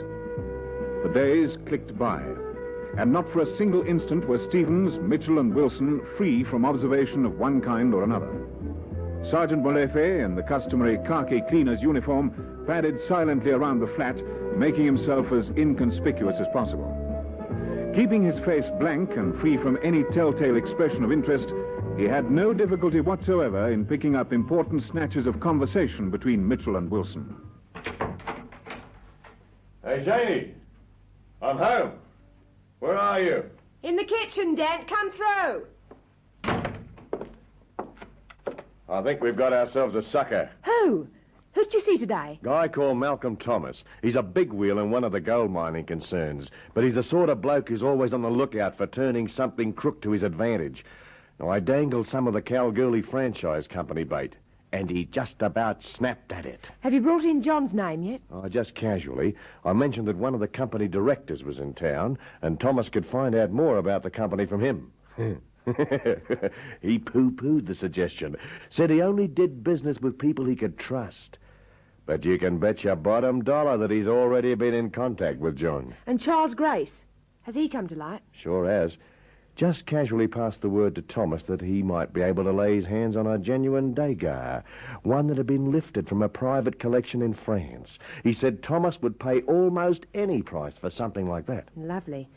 If we can make a quick killing here, it'll bankroll us for a bigger play on the Riviera. When do you see Thomas again? Day after tomorrow. 2 days, baby, and we'll be rolling in the lolly. March the 16th, 3:40 p.m. In the communications room at Police Headquarters Johannesburg, an overseas telex machine stutters into life. Standing waiting expectantly are Colonel Brink and Captain Lowe. They watch the words appearing, and a smile flickers over Captain Lowe's face. In reply, your questions read paintings in possession, galleries, or private ownership. We advise 3 or 4 Degas originals stolen during 6-month period, January to June last year, all untraced. 1 Monet stolen private home in United States during same period. No information concerning Pizarro as yet. Inquiries continuing. Message ends. Well, Captain. And what do you make of that kettle of fish? Well, I'm not surprised, Colonel. In fact, I rather suspected something like that. Did you indeed? Why? The Australian authorities confirmed that all the paintings were forgeries, and that was expert testimony. But if that was so, they would only have a selling value if the buyer believed they were originals and that they'd been stolen from the galleries concerned. Yes, good thinking. All these people had to do was to make sure they faked paintings that had, in fact, been stolen. Then the buyer would believe he was getting a masterpiece, and he wouldn't be likely to boast about it afterwards. Exactly like that, sir. Oh, by the way, we had word from Melbourne about those Australian and New Zealand companies. All the share certificates are genuine, except for the Kalgoorlie Franchise Company. The real certificates are used as bait to lure on a prospective buyer, who then finds himself saddled with shares in a company that doesn't exist. Very clever, Mr. Mitchell. Now, hold on. Here's something else coming through from London. Let's see. Add to painting trio.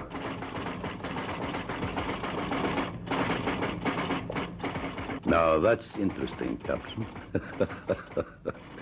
Yeah, very interesting indeed. March the 16th, 5:41 p.m. At the flat in Majestic Heights in Hillbrow, Jane Spencer and Denton Miller are in exuberant spirits as they finish dressing for a night on the town. Baby, we've got it made. Are the fish biting? Biting like they want hook, line, and sinker for dinner. Charlie Grace says he's been phoned twice this afternoon already, and Malcolm Thomas wants to know if the Kalgoorlie Franchise Company is reliable. Then, just as a casual afterthought, Thomas asked Charlie to get him a quote on the Degas painting. Do you think friend Thomas has a mild smell of larceny about him? Mild? He'd stand out even in the fish market. Hey, you expecting anyone? No. Only Johnny knows we're here. Oh, well, it must be him then. What's he calling around here for? Easy way to find out. Answer the door. Bright she is.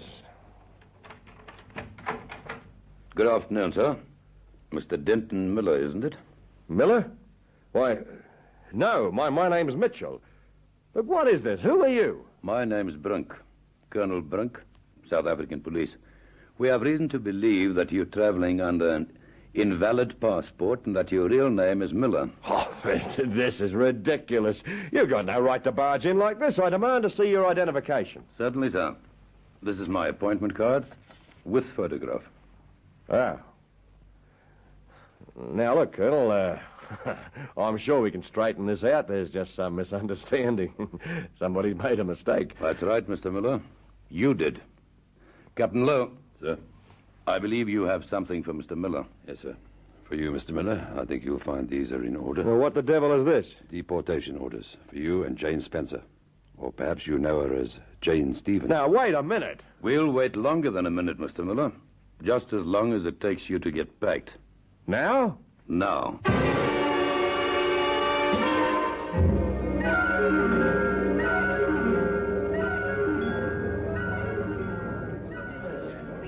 The departure of flight number 307. You don't waste any time, do you, Colonel?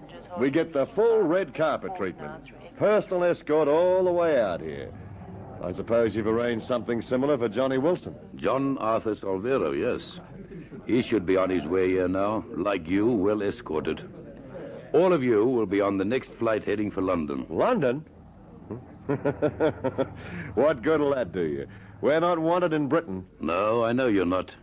But we received a telex about you people, and it seems that all three of you are wanted in Canada. The Canadian police hold warrants for your arrest on charges of fraud and embezzlement. So? We're going to London, not Canada. Think so? The British Customs will be waiting for you when you land. They're not going to accept your phony passports. Know what they're going to do? Shove you right back on the plane. And you know where the flight's final destination is? That's right, Mr. Muller. Montreal, Canada.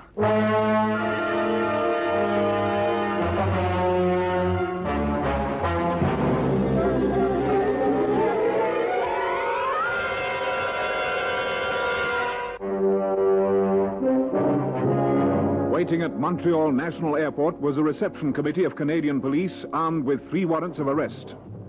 When the London flight landed, Spencer, Miller, and Solvero were immediately arrested.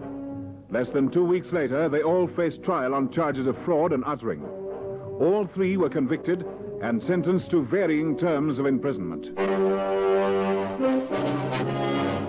They prowl the empty streets at night, waiting, in fast cars, on foot, living with crime and violence. These men are on duty 24 hours out of every 24. They face dangers at every turn, expecting nothing less. They protect the people of South Africa. These are the men of Squad Cars. Listen again next Friday evening to another authentic story in our dramatic South African police series, Squad Cars. Brought to you by General Motors, makers of the biggest and most exciting range of cars, trucks, and commercial vehicles in the world. Cadillac, Buick, Oldsmobile, Pontiac, Beaumont, Chevrolet, Opel, Holden, Vauxhall, Bedford, GMC, and Ranger, South Africa's own car.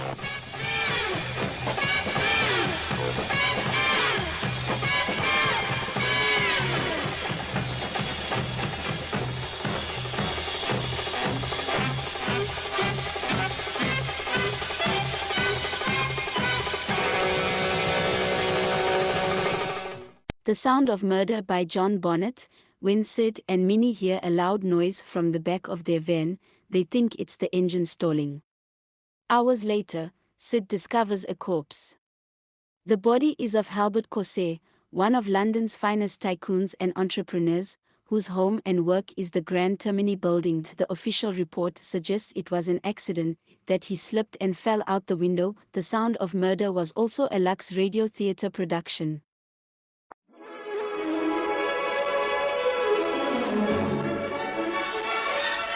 Good evening. This is Peter Tobin introducing Lux Radio Theatre. Tonight and every Monday night at this time, Lux Radio Theatre presents for your entertainment the finest in radio drama. This week we present The Sound of Murder by Donald Westlake. Amy Thornbridge Walker is a little girl. Abraham Levine is a detective. When a little girl tells a middle-aged detective with heart trouble that her mother has murdered her stepfather by making a loud noise at him, what must a middle-aged detective with heart trouble do? Listen in a few moments to The Sound of Murder, adapted and produced for Lux Radio Theatre by Michael McCabe.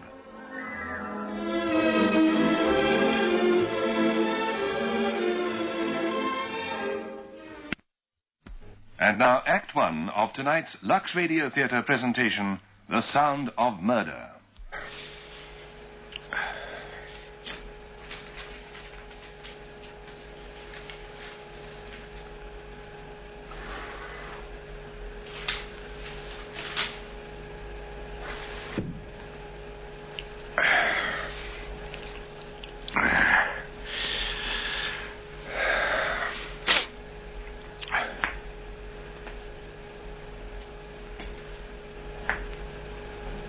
This tonight's?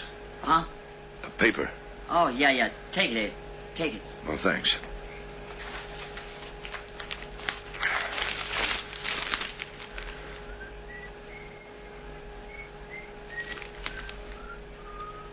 So Pope John XII was the first prelate of the Roman Catholic Church to smoke cigarettes in public. Well, that's just great. The whole world conspires against a man who tries to give up smoking. All around me, day by day, people puff at cigarettes. They don't make any fuss about it. They just smoke cigarettes. If I isolated myself against the smokers of the world, cigarette commercials on radio and television would drive me mad. The most popular sentence in all fiction is, "He lit another cigarette." Statesmen, entertainers, all of them, all smoking. Whenever news photographers snap them for posterity. Quiet tonight. Sure. Yeah, being a cop is the most exciting thing in the world, Abe. You know that? What? Oh. Come along to Brooklyn's 43rd Precinct, folks. Thrill a minute. Ugh. I'm going to the John. Who knows? I might find a body in there. Yeah, cockroach.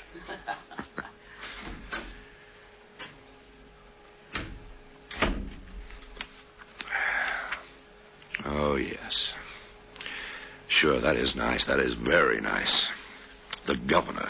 Cigarette in FDR cigarette holder at a jaunty angle in his mouth. Oh, you're beautiful, Governor. The whole world. A grown man who tries to give up smoking is as a comic character. A Robert Benchley or a W.C. Fields, bubbling along, plagued by trivia, life an endless gauntlet of minor crises. They could do a one-reeler on me, a great little comedy. Laurel without Hardy. Hardy died of a heart attack. Abram Levine, 53 years of age, 24 years a cop, 8 years into the heart attack range. When I go to bed at night, I keep myself awake listening to the silence that replaces every 8th or 9th beat of my heart.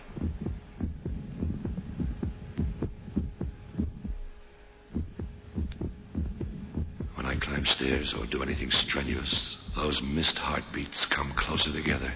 Every 7th, then every 6th, then every 5th. One day, my heart will skip 2 beats in a row. And then, and on that day, Detective Abraham Levine will stop. Because there won't be any 3rd beat. None at all. Not ever. Huh? Huh? Oh, First sign, you know, Abe. First sign? What of? Nuts. Talking to yourself. Well, I didn't hear you. Come in. Come back. Heart? Yeah. I know a dozen guys with a heart that's kind of suspect. Yeah. What does the doc think? Well, I went to him 4 months ago. He checked me over. Felt like an old auto brought to a mechanic. Or a boat. You know, a boat, its owner wanted to know whether it was worth fixing or not. Or just junk that ought to be replaced. Like it might have been necessary to get a new model. The house next door to mine, a baby cries every night. The new model crying for the old, the obsolete, to get off the road. Well, you got a little skip in your heart. Lots of people have that, Abe. Yeah, that's what the doctor said. Blood pressure's a bit high, too, but I paid the doctor his fee, but I'm kind of unconvinced. He said if I really wanted to do something for my heart, I could cut out the smoking. I haven't had a cigarette since. And? I understand for the first time in my life how those junkies we lock up feel. I'm ashamed of myself, becoming so dependent.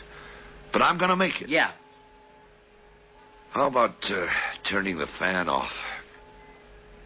Cool enough. Yeah.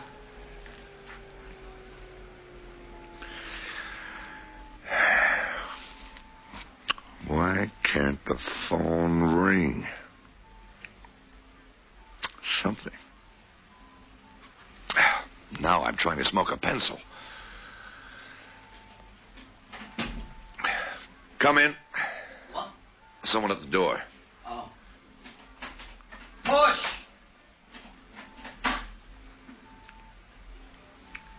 May I come in? Yeah, of course. Come on in.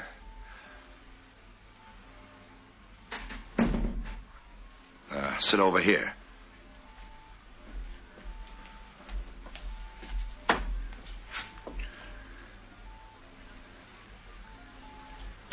You care for a cigarette? No. Jack, she's, I want to talk to a detective. Are you a detective? Yes, I am. My name is Amy Thornbridge Walker. I live at 717 Prospect Park West, apartment 4A. I want to report a murder, a quite recent murder. A murder? My mother murdered my stepfather. She's a nut. Hear her out and she'll go home. Tell me about it.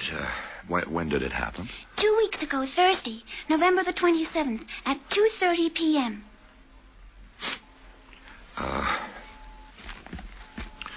What's your mother's name? Gloria Thornbridge Walker. And my stepfather was Albert Walker. He was an attorney. Was your father's name Thornbridge? Is that it? Yes, Jason Thornbridge. He died when I was very small. I think my mother killed him too, but I'm not absolutely sure. I see. But you are absolutely sure that your mother killed Albert Walker? My stepfather, yes. My first father was supposed to have drowned by accident in Lake Champlain, which I consider very unlikely, as he was an excellent swimmer. How long have you thought that your mother killed your first father? I'd never thought about it at all until she murdered my stepfather. Naturally, I then started thinking about it. Did, he die of drowning, too? No, my stepfather wasn't athletic at all. In fact, he was nearly an invalid for the last 6 months of his life. Then, how did your mother kill him? She made a loud noise at him. I can't stay any longer. I stopped here on my way home from school. If my mother found out that I knew and that I told the police, she might try and murder me, too. I am not a silly little girl, and I am not telling a lie or making a joke. My mother murdered my stepfather, and I came in here and reported it. That's what I'm supposed to do. You aren't supposed to believe me right away, but you are supposed to investigate and find out whether or not I've told you the truth. My stepfather was a very good man. My mother is a bad woman.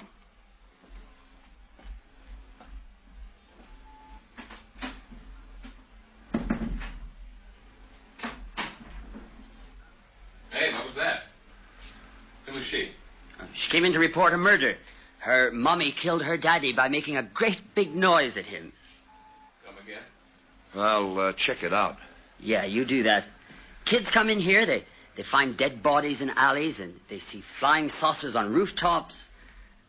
They report counterfeiters in basement apartments, kidnappers in black trucks. At one time, in 1,000, what a child reports is real and not a product of a young imagination. She did come up here as a joke. A bet, say. Oh, she's a fine little actress. Though, how can I tell? I haven't got any children. It's not easy to communicate with the very young. Her mommy killed her daddy by making a great big noise at him. Yeah. How many shopping days to Christmas, Jack?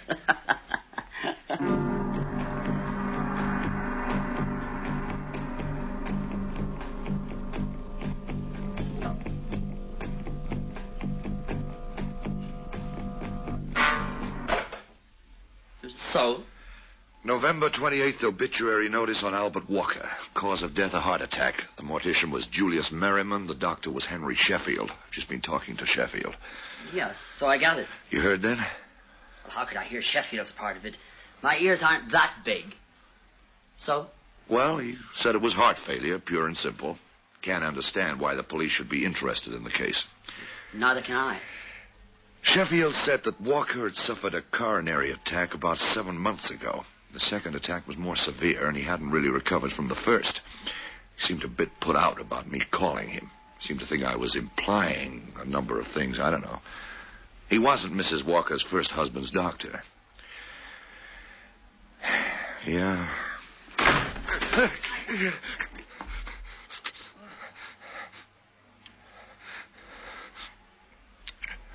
Sorry, I leaned back too far that time. Don't do that.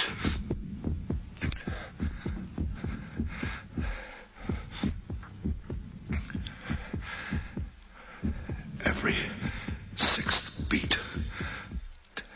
The sixth.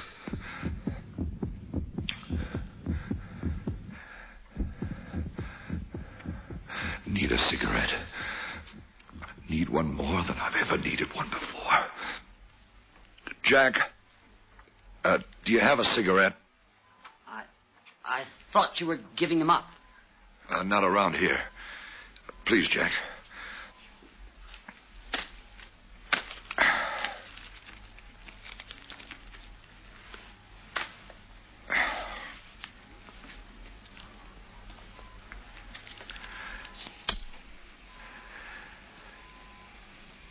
Albert Walker died of a heart attack.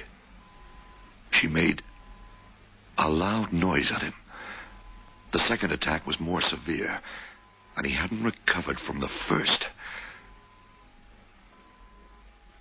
It was every sixth beat there for a while, after the loud noise of Crawley's backward dive. Did Gloria Thornbridge Walker really kill Albert Walker? Will Abraham Levine really kill Abraham Levine? Huh? Huh? I thought you said something. No, I didn't say anything. You changed your mind. What? Oh, yeah. Yeah, I don't think I'll ever smoke again.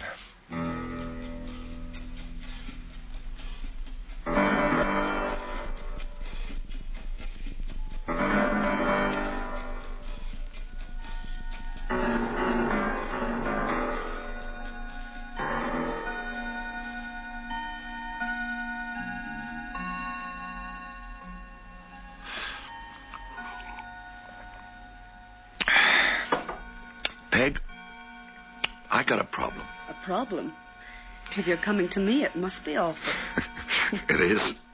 I mean, it's not every night of the year. Not every night I talk over problems with my wife, I know. Oh, younger men I know discuss everything with their wives, but me? Well, I'm a product of an older upbringing. I still believe women should be shielded from the more brutal aspects of life. I'm getting old. That's your problem. Don't feel lonely, Abe. It happens to all kinds of people. Have some more gravy. Oh, let me tell you. A little girl came in today. She was maybe 13 years old. She was dressed nicely, polite, very intelligent. She wanted to report that her mother had killed her stepfather. A little girl? Thing like that? No, wait, let me tell you. I called the doctor, and he said it was a heart attack. The stepfather, Mr. Walker, he'd had one attack already. The second one on top of it killed him. But the little girl blames the mother. Psychological, you think? I don't know. I asked her how her mother had done the killing, and she said her mother had made a loud noise at her father. A joke. These children today, I don't know where they get their ideas. All this on the TV. Maybe. I don't know. Man with a bad heart, bedridden, invalid, sudden shock, a loud noise. It might do it. Bring on that second attack. What else did the little girl say? That's all. Her stepfather was good, and her mother was bad, and she'd stopped off on her way home from school. She only had a minute because she didn't want her mother to know what she was doing. You let her go? You didn't question her? I didn't believe her. You know, the imagination children have. But now? No, I don't know. Now there's two questions in my mind. First, is the little girl right or wrong? Did her mother actually make a loud noise that killed her stepfather or not? And if she did, then question number two, did she do it on purpose or was it an accident? You see, maybe the little girl is right, and her mother actually did cause the death, but not intentionally. If so, I don't want to make things worse for the mother by dragging it out in the open. Maybe the little girl is wrong altogether, and if so, it'd be best to just let the whole thing slide. But maybe she's right, and it was murder. And then the child's in danger, because if I don't do anything, she'll try some other way. And the mother will find out. I don't like that, a little girl like that. Could she defend herself? A woman to kill her husband, a woman like that could kill a child just as easy. Huh? I don't like that at all, Abe. Yeah, neither do I.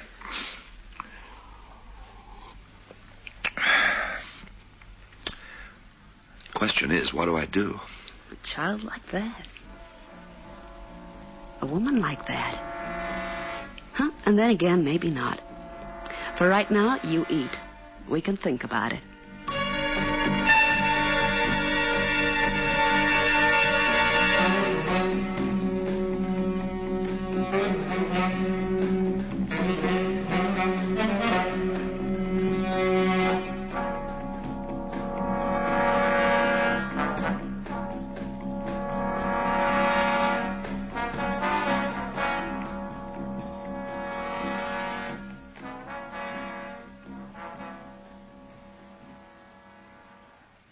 It's here.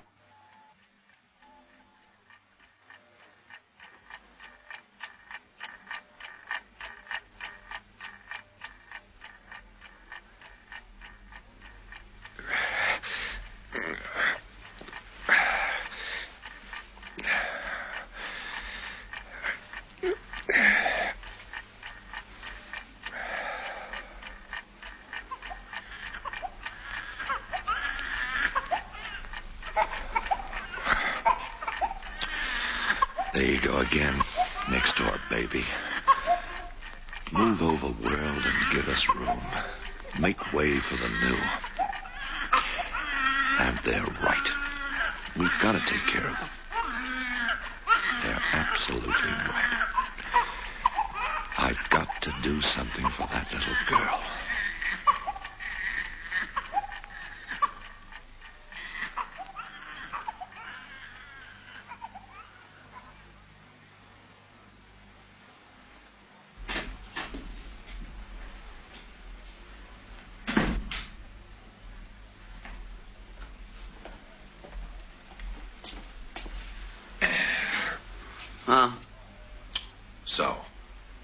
So? Yes. About that little girl. You too? Yeah. I got to thinking about it myself last night. We ought to check it out. I know. I figure I ought to look up the death of the first father. Jason Thornbridge, wasn't it? Good. I was thinking of going to a school, talking to a teacher. She's the kind of child who makes up wild stories all the time, then, well, that's that. You know what I mean. Yeah, sure. You know what school she's in? Lathmore Elementary over on 3rd. She tell you that? I didn't hear it if she did. No, she didn't, but it's the only one it could be. I'm pulling a Sherlock Holmes. She told us she stopped in on her way from school. She was walking home, and there's only 3 schools in the right direction. So we'd be between them and Prospect Park. But they're close enough for her to walk. There's St. Aloysius, but she wasn't in school uniform. There's PS 118. But with a Prospect Park Wester dress and the clothing she was wearing and her good manners, she doesn't attend a school like that. So that leaves Lathmore. Okay, Sherlock. You go talk to the nice people at Lathmore, and I'll dig into the Thornbridge thing. One of us ought to check this out with the lieutenant first. Tell him what we want to do. Fine. Go ahead. Jack, I think maybe you ought to be the one to talk to him. Why me? Why not you? Oh, I think he has more respect for you. What are you talking about? No, I mean it. If I tell him, I think he'd think I was dramatizing or getting emotional or something, and he'd say thumbs down. But you're the level-headed type. If you tell him it's serious, he'll believe you. You're nuts. You are the level-headed type, and I am too emotional. Flattery will get you everywhere. All right, go to school. Thanks, Jack.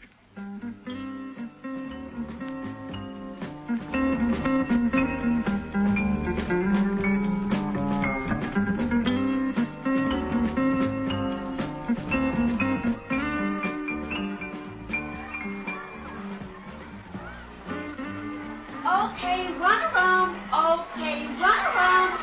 Run around, run around. Okay, run around. Come on, you don't need that big. No, watch this, Clyde. We're going to take on tomorrow. No, I don't care, Clyde.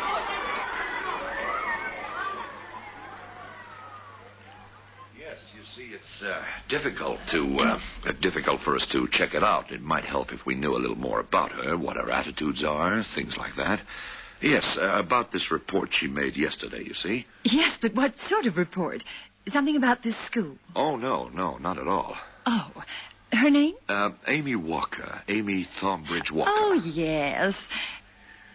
Amy came to you yesterday. That's right. Well? You see, I want to know what kind of child she is and, well, anything else you can tell me about her. Well, I can tell you she's a brilliant and a well-brought-up child. I can tell you that she's the one I picked to be student in charge while I came here to talk to you. That she's always at least a month ahead of the rest of the class in reading the assignments. And that she's the most practical child I've ever met. Her father died 2 weeks ago, didn't he? Oh, that's right. How did they get along? Do you know, Amy and her father? Oh, she worshipped him. He was her stepfather, as a matter of fact. Amy doesn't remember her real father. Mr. Walker was the only father she knew. Having been without one for so long, well, it was important to her. She took his death hard. Oh, she was out of school for a week, inconsolable. She spent the time at her grandmother's, I understand. I believe the mother had to doctor in twice to her, to Amy. Yes, her mother. How do Amy and her mother get along? Normally, so far as I know. There's never been any sign of discord between them so far as I've seen. But my contact with Amy is limited to school hours, of course. You think there is discord? Oh, no, not at all. I didn't mean to imply that. Just that I couldn't give you an expert answer to the question. You're right. Is Amy a very imaginative child, would you say? Well, she's very self-sufficient in play, if that's what you mean. I was thinking about storytelling. Oh, a liar? No, Amy isn't the tall talk type. A very practical little girl, really. Very dependable judgment. Yes, as I say. I beg your pardon, Miss Haskell. Oh, no, not at all, Miss... I'm sorry. No, as I said, she's the one... Amy's the one I left in charge of the class. She wouldn't be likely to come to us with a wild story she'd made up by herself? Not at all. If Amy told you about something, it's almost certainly to be the truth. Oh, thank you. Thank you very much. Could you tell me what this wild story was? I might be able to help. I'd rather not. Not until we're sure, one way or the other. Well, if I can be of any assistance... Oh, thank you. You've already helped.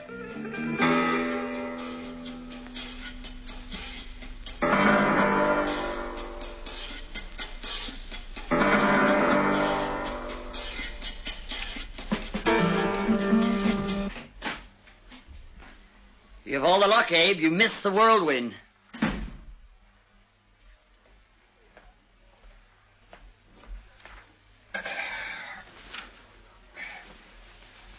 Whirlwind? Amy's mama was here. Dr. Sheffield called her about you checking up on her husband's death. And just before she came over here, she got a call from somebody at Lathmore Elementary saying there was a cop there asking questions about her daughter. She didn't like us casting aspersions on her family. Aspersions? Yeah, that's what she said. You're a little Sir Echo this morning, aren't you? I need a cigarette. What did the lieutenant say? She didn't talk to him. She talked to me. No, when you told him about the little girl's report. Oh. Yeah. Oh, he said it'd take a couple of days on it and then let him know how it looked. Fine. How about Thornbridge? Accidental death. The inquest said so. Uh-huh. No question in anybody's mind. He went swimming too soon after lunch, got a stomach cramp, and drowned. What's the word on the little girl? Amy? Her teacher says she's reliable, practical, realistic. She tells us something, that's the way it is. That isn't what I wanted to hear, Abe. Didn't overjoy me either. No, that isn't what I wanted to hear at all. What did the mother have to say? I had to spill it, Abe. About what her daughter reported. Well, that's okay. Now we've got no choice. We've got to follow through. What was her reaction? She didn't believe it. She had to after she thought about it. Sure. Then she was baffled. She didn't know why Amy should say such a thing. Couldn't understand it. Was she home when her husband died? She says no.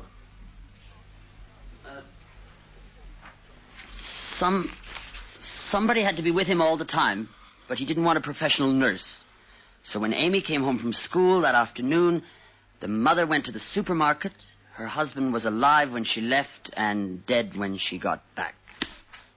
Or so she says.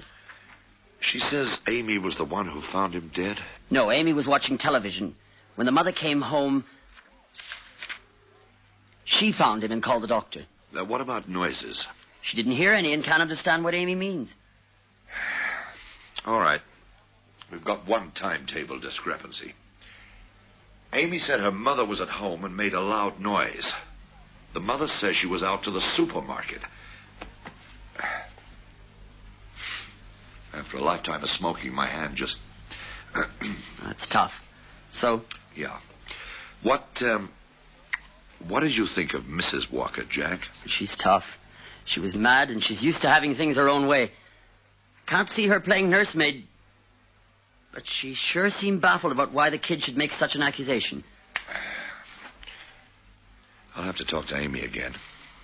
Once we've got both stories, we can see which one breaks down. Yeah. I wonder... Oh, I'm sorry, Abe. Look, I'll... No.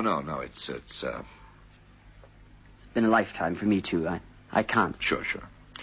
Can't change a habit for me, Jack. Just sort of found myself watching you light that cigarette. Yes, I must see Amy again. I wonder if she'll try and shut the kid's mouth. Well, let's not think about that now. We've still got all day.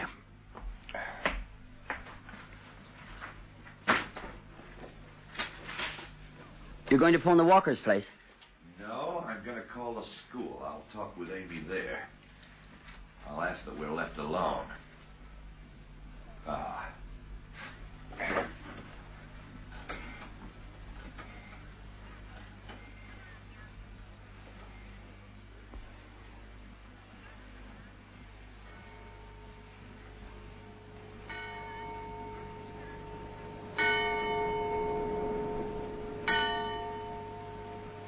I'm sorry, Amy. I really am sorry. But you see, girl, we had no choice. Your mother had to know.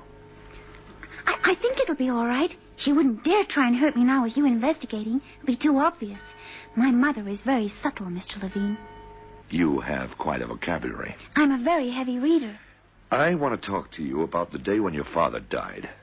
Your mother said she went out to the store, and when she came back, he was dead. Now, what do you say? Nonsense. I was the one who went out to the store. The minute I came home from school, she sent me out to the supermarket, but I came back too quick for her. Why? Well, just as I was coming down the hall from the elevator, I heard a great clang sound from our apartment. Then it came again as I was opening the door. I went through the living room, and I saw my mother coming out of my stepfather's room. She was smiling, but when she saw me, she suddenly looked terribly upset and told me something awful had happened. And she ran to the telephone to call Dr. Sheffield. She acted terribly agitated and carried on just as though she meant it, just as though she really meant it. And she fooled Dr. Sheffield completely. Why did you wait so long before coming to us? I didn't know what to do. I didn't think anybody would believe me. I was afraid if Mother knew what I knew and what I was going to do, she might try and do something to me. But Monday in civics, Miss Haskell was talking about the duties of different parts of government, firemen and policemen and everybody, and she said the duty of the police was to investigate crimes and see the guilty were punished. So yesterday I came and told you because, well, it didn't matter if you didn't believe me. You'd have to do your duty and investigate anyway. All right. Well, we're doing that. But we need more than just your word. You understand that, don't you? We need proof of some kind. Yes. What store did you go to that day? A supermarket, the big one on 7th Avenue. Do you know any of the clerks there? Would they recognize you? I don't think so. It's a great big supermarket. I don't think they know any of their customers at all. Did you see anyone on your trip to the store or back that would remember that it was you who went to the store and not your mother? That it was that particular day? No. No? I don't think so. I don't know any of the people in the neighborhood. Most of the people I know are my parents' friends or kids from school, and they live all over, not just around here. Well, we'll see what we can do. This clang you told me about, do you have any idea what your mother used to make the noise? No, I don't. I'm sorry. It sounded like a gong or something. I don't know what it could possibly have been. A tablespoon against the bottom of a pot? Something like that? Oh, no, much louder than that. And she didn't have anything in her hands when she came into the bedroom? Out of the bedroom? No. Nothing. Well, we'll see what we can do. You can go back to class now. Thank you. Thank you for helping me. It's my duty, as you pointed out. You'd do it anyway, Mr. Levine. You're a very good man. Like my stepfather. Yeah. More ways than one, maybe. Well, you go back to class. Oh, wait. There's one thing I can't do for you.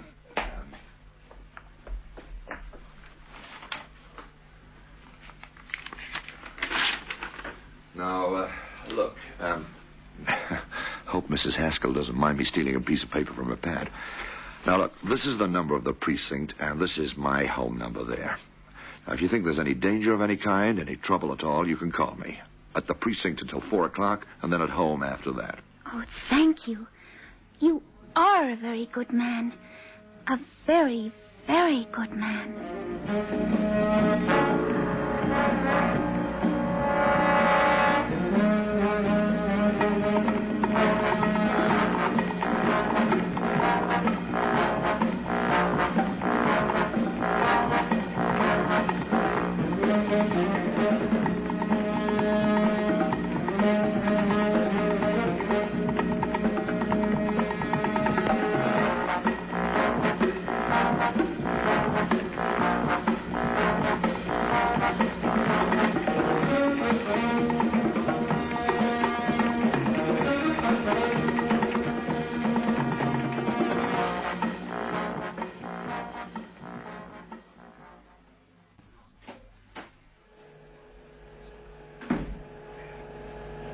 Switch off that lousy fan, Jack. It's like Antarctic in here. You have a fan on to keep cool, and I wear a coat to keep warm.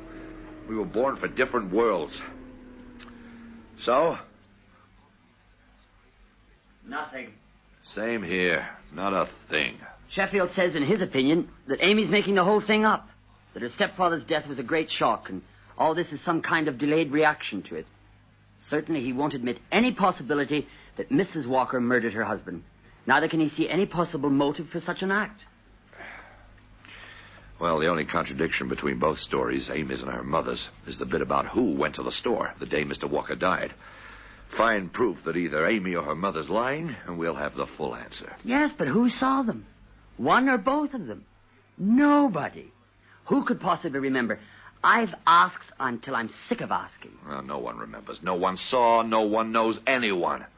It's a city of strangers we live in, Jack. Oh, it's been 2 weeks. Their building has a doorman, but he can't remember that far back. He sees the same tenants go in and out every day. And he wouldn't be able to tell you for sure who went in or out yesterday, much less 2 weeks ago, he says. She's home from school now. I wonder what they're saying to each other. If we could listen in, we'd know a whole lot more than we do now. No. Whether she's guilty or innocent, they're both saying the same exact thing. The death's 2 weeks old. Oh, you're right, Jack. If Mrs. Walker did commit murder, she's used to the idea now that she's gotten away with it. She'll deny everything Amy says and try to... convince the girl she's talking out of the back of her neck. The same things in the same words as if she were innocent. What if she kills the kid? She won't. If Amy were to disappear or to have an accident or be killed by an intruder, We'd know the truth at once. No, she can't take the chance. With her husband, all she had to do was to fool a doctor who was inclined to believe her in the first place. Besides, the death was a strong possibility anyway. This time, she'd be killing a healthy 12-year-old. She'd be trying to fool a couple of cops who wouldn't believe her at all. She's probably safer now than before she came to us. Who knows what the mother might have been planning up until now. All right, that's fine so far. But what do we do now? Tomorrow I want to take a look at the Walker apartment. But why not right now? No, let's give her a night to get rattled. Any evidence she hasn't removed in 2 weeks she's unlikely to think of now. All right, I don't expect to find anything. I want to look at the place because I can't think of anything else to do. Sure. All we have is the unsupported word of a 12-year-old child. Yeah, the body can't tell us anything because there wasn't a murder weapon. Walker died of natural causes. Proving they were induced won't be the easiest thing in the world. If only someone had seen the kid at the grocery store. That's the only chink in the wall, Abe. The only place we can get a grip. We can try again tomorrow, but I doubt we'll get anywhere. Tomorrow, maybe lightning will strike.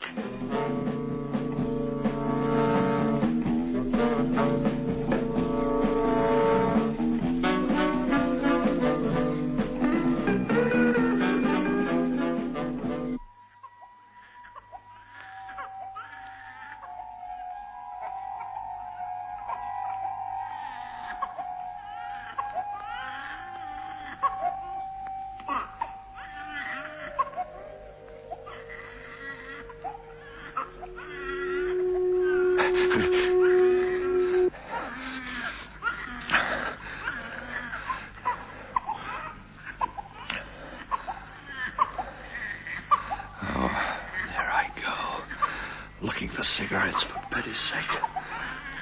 Why am I awake?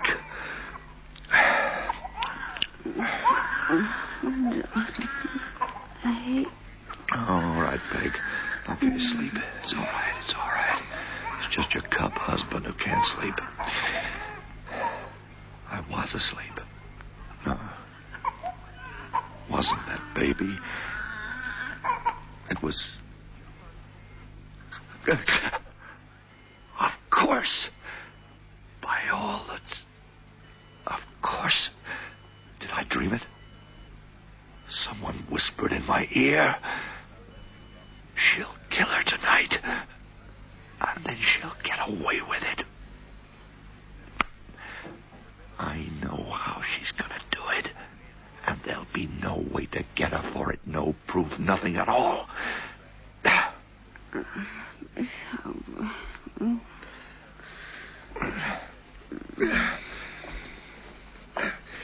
Yes. All right, I can do it. What?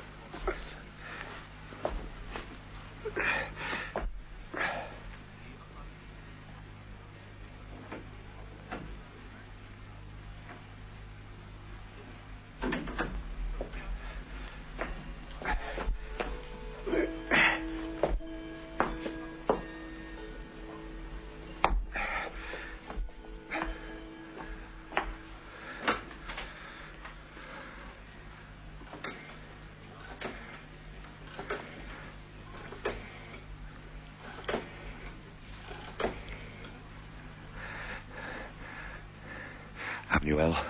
Oh, cab, please. Yes, 312 Crossfield. Ridgeway, yeah. Huh? Yeah, urgent. 5 minutes? Fine.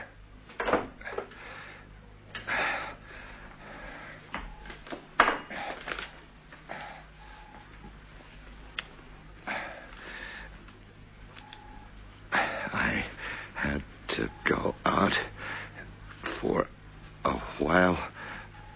Be back soon. 10 to 1.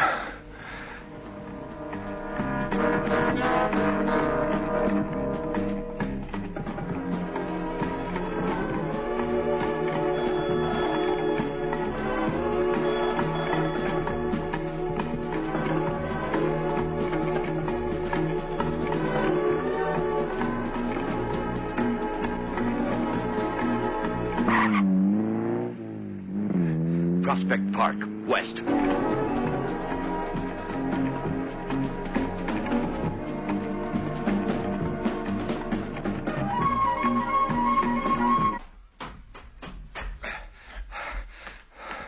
Fourth floor. Why does the elevator have to be on the 11th floor? It's quicker to... No, not me. As I left the house, that was the phone I heard. The phone! I'm too late. She's made a move already. I was too late when I left the house.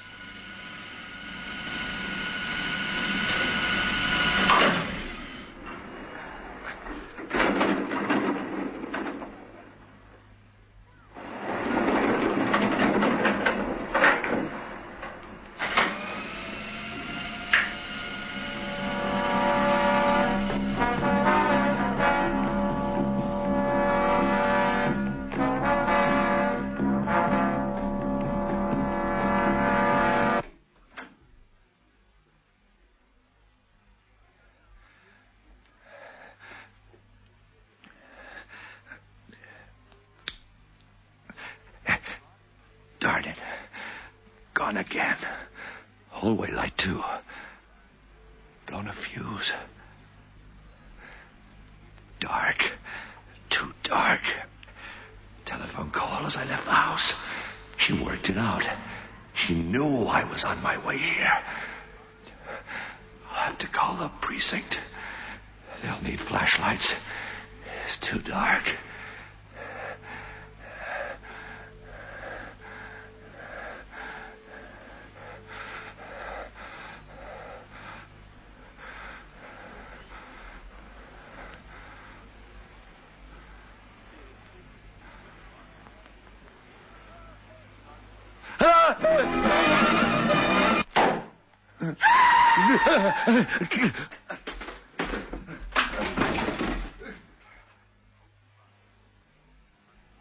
Nothing. She heard me fall and she thinks I'm dead. That face, it was only phosphorescent paint on a balloon. A balloon pricked with a pin. The shriek, that probably came from a tape recorder. Full volume. My heart is weak, but not that weak. She tried to kill me. My heart's weak, but not as weak as Walker's still recovering from... It could kill Walker, the shock, but not me. No, Amy. It didn't work.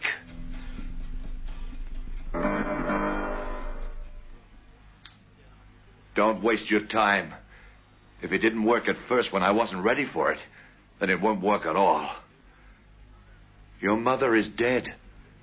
You killed her, too. Your father and mother, both. And when you called my home to tell me she'd killed herself, and my wife told you I'd already left, you knew then that I knew. And you had to kill me, too. I told you that my heart was weak like your father's, so you'd kill me, and it'd simply be another heart failure brought on by the sight of your mother's corpse. Do you want to know how I knew? Monday in civics, Miss Haskell told you about the duties of the police. But Miss Haskell also told me you were always at least a month ahead in your studies. 2 weeks before your stepfather died, you read that assignment in your school book. And then and there, you decided how to kill them both. The only thing I don't understand is why. You'll never understand, Mr. Levine. No. No, it's you who doesn't understand. To snuff out a life like that, it means nothing to you. You frightened, shocked him into dying. It was bad enough when it was only her. Don't do this, don't do that. When she had to marry him, and there were two of them watching me all the time, saying no, no, no. That's all they ever said. The only time I ever had some peace was when I was at my grandmother's. Is that why? That this useless, half-begun thing could kill and kill. Do you know what's going to happen to you? They won't execute you because you're too young. They'll judge you insane and they'll lock you away. And there'll be guards and matrons there to say, don't do this and don't do that. 1,000,000 times more than you can imagine. And they'll keep you locked away in a little room forever and ever. And they'll let you do nothing you want to do. Nothing. There's nothing you can do to me now. And I won't drink the poison you fed your mother, and your bag of tricks won't work. Not now. You see, I know, Amy, I know. Without even seeing your mother's body, I know. And there'll be a suicide confession forged somewhere, won't there? I know, Amy, I know. I'm going to phone the precinct now, and they'll come and get you. And you'll be locked away in that tiny room forever and ever and ever.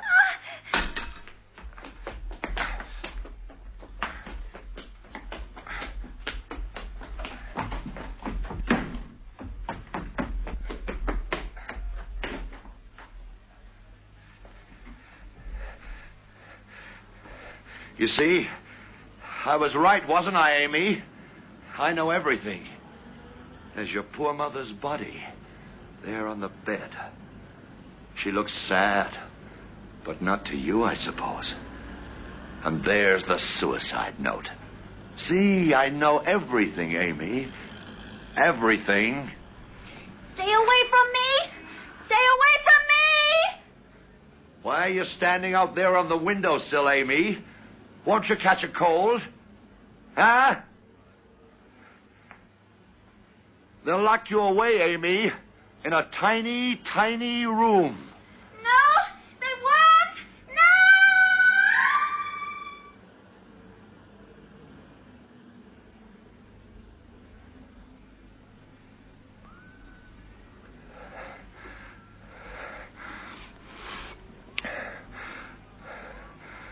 Yes.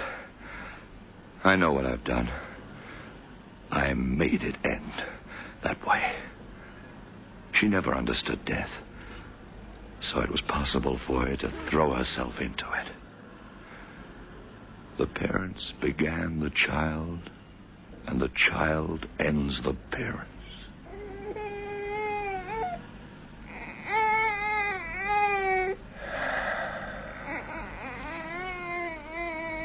Another baby, crying, wailing, saying, make way, make way. We will. We will. But in our own time. Don't rush us.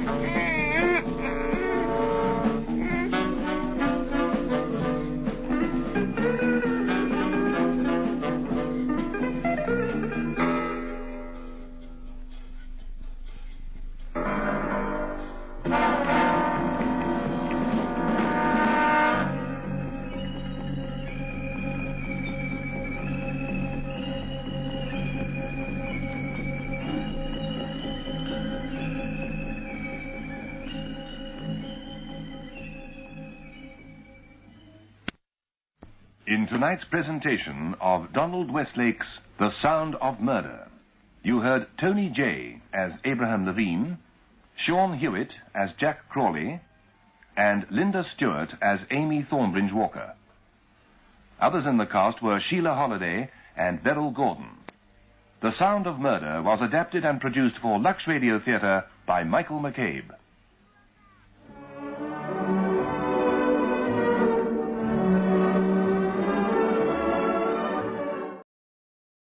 Consider Your Verdict. Michael Silver's series, Consider Your Verdict, which started on Springbok Radio in 1954, ended in December 1985. The series presented a different court case every week, was loosely based on the imported radio series Famous Jury Trials, which was also broadcast on Springbok Radio prior to Consider Your Verdict.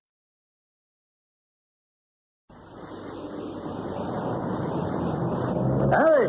Oh, yes, Albert? It's no good you standing there. Go on, get busy. We haven't got all day.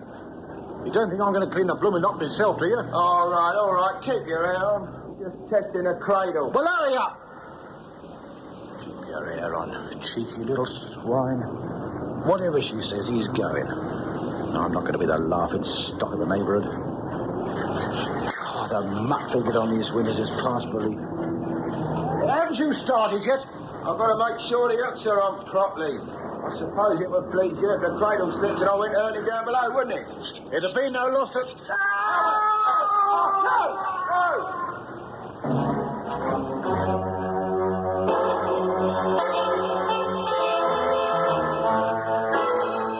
It's time for you to take your place on the jury as Bristol Myers, makers of new Vote toothpaste, invite you to...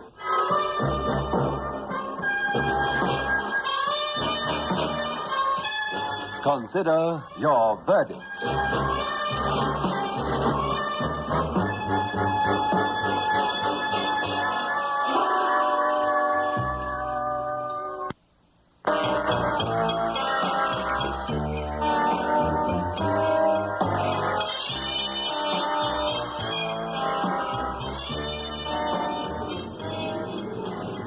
My lord, gentlemen of the jury, the woman you see in the dock hardly appears to be the type of person who would plan to destroy the life of her husband. Yet it is our submission that that is precisely what she did do. Although she failed in her ultimate object, the results of a diabolical act will be seen when we call upon her unfortunate husband to testify. Look at the benign appearance of the prisoner with her grey hair, twinkling blue eyes, fresh complexion. And then you'll ask yourselves, is it possible that this woman, Phyllis Mullins, could cause her husband to become crippled for life? A paraplegic whose broken spine means that he will need constant attendance for as long as he lives? You, sitting there, whose onerous task it will be to pass verdict on this woman, will seek from the Crown a justification for this charge of attempted murder. Will want to know whether Mrs. Mullins had motive, opportunity. The answer is yes. Motive. You will hear evidence that this middle-aged woman was so besotted, so infatuated with a 28-year-old assistant of her husband's that she attempted to do away with what she considered the one obstacle acting as an impediment, Albert Mullins. Incredible, you might say. No, gentlemen of the jury. A glance through the records of these courts, and page after page will tell of the desperate lengths resorted to by middle-aged and elderly women in order to satisfy their lust for men much younger than themselves. It is common cause that on January the 27th, 1968, Mr. Albert Mullins, who owns a window cleaning business, was engaged in cleaning the windows of a block of offices situated at Montrose Street in the town of Guildford. Blimey, look at this roof. Never mind that. Get all those grappling irons. I want to finish this lot today. Oh, we'll finish it, but you don't have to go on riding me all the time. I've told you it ain't true what Fred Dye said in the phone. True or not, you watch your step, young man. Sure she's firmly fixed to that grating? Yeah, that's it. You know that all right. Give your hand over. Righto.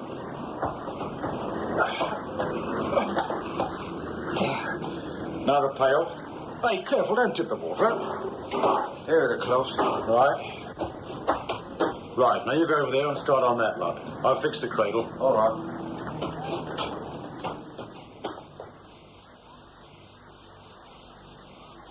However, the windows of the top story of Majestic Building were not destined to be cleaned that morning. For as Mr. Mullins went about his task of washing the first window, the rope holding the cradle upon which he was standing snapped, and the unfortunate window cleaner was sent hurtling to the pavement below. You will hear medical evidence that will say that Albert Mullins' injuries were so severe as to make his present existence on earth almost a miracle. Miracle or not, this unfortunate gentleman innocent of all wrongdoings, a decent, hard-working artisan will suffer pain, discomfort, and an incapacity to do the things that normal human beings can do without any hope of recovery. With the court permission, we shall hear Albert Mullins' own story as he's wheeled into the courtroom. Mr. Mullins, it was made clear to you that no one can force you to give evidence against your wife. I want to give evidence. I want her to suffer as I've been made to suffer. I didn't do it, Albert. Honest, I didn't. Don't give me that. Silence in court.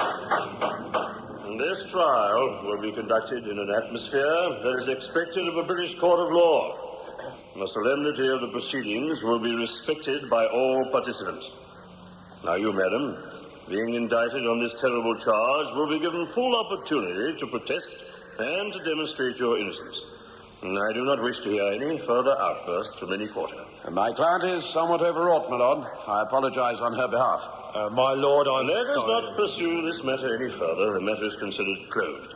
Are you in a position to conduct your examination, Mr. Heathcliff? I am, my lord. Good. And you, Mr. Mullins, are you sufficiently comfortable to be able to withstand the rigors of examination? I'm all right, my lord. Oh, then please let the trial proceed without let or hindrance. As you not please it. Mr. Mullins, I want to refer to that terrible morning. I know you've been asked these questions many times, but it is necessary for you to reply to them again for the benefit of the jury. Now, will you explain the procedure when you set off to commence your duties? You were commissioned to clean the windows of a building known as the Majestic. Yes. What happened? I assume that you get all your paraphernalia ready beforehand. That's right. Well, my assistant comes round. By assistant, you're referring to someone named Harry Sneesby? Yes, that's right. Carry on, please. Well, young Harry usually calls round about 8:30 in the morning, and we loads up the tackle and goes off on the job. You say load up the tackle. By that you mean ropes, pulleys, cradles, ladders, and so on? That's right, sir. Cleaning the top windows of Majestic Building would mean that you were working many feet above the pavement. Oh, yes, the building's 12 stories high. Therefore, safety must be an important consideration in your preparations. Well, very much so. When do you test your equipment? On the job, as it were, or before you depart? I always do it at night. Saves time in the morning. Where? Well, I keep my equipment in my garage. It's been specially built to keep the station wagon, the ladders, the lot. And ropes? Yes, sir, and the ropes. Thank you.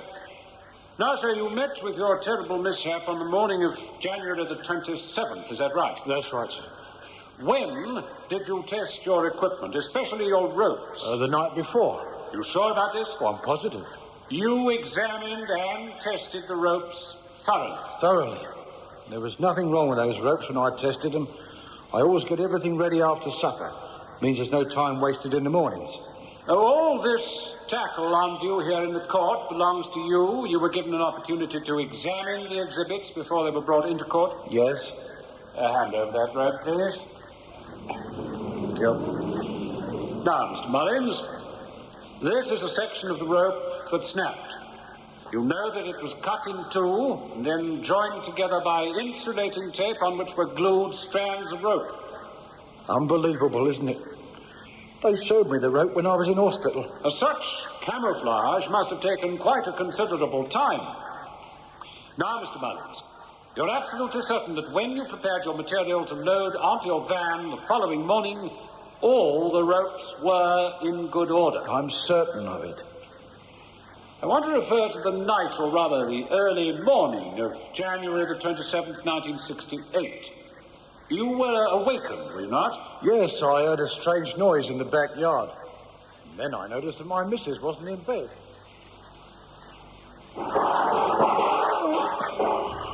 What on earth's that? You awake, love? Hey? Well, that's funny.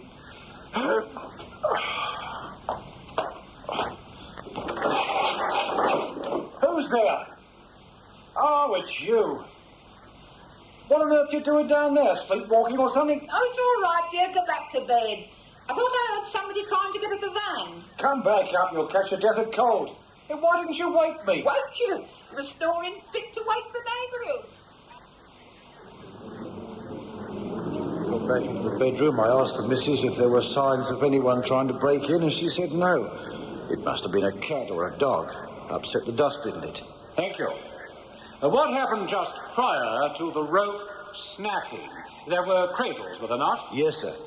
You see, we took all our stuff up to the roof, and then Harry Sneesby and me, we fixed the 2 cradles to do the top floor windows first. We sits on them cradles, then we lets ourselves down to the next floor with a kind of pulley. Well, I hadn't been cleaning more than a few seconds before...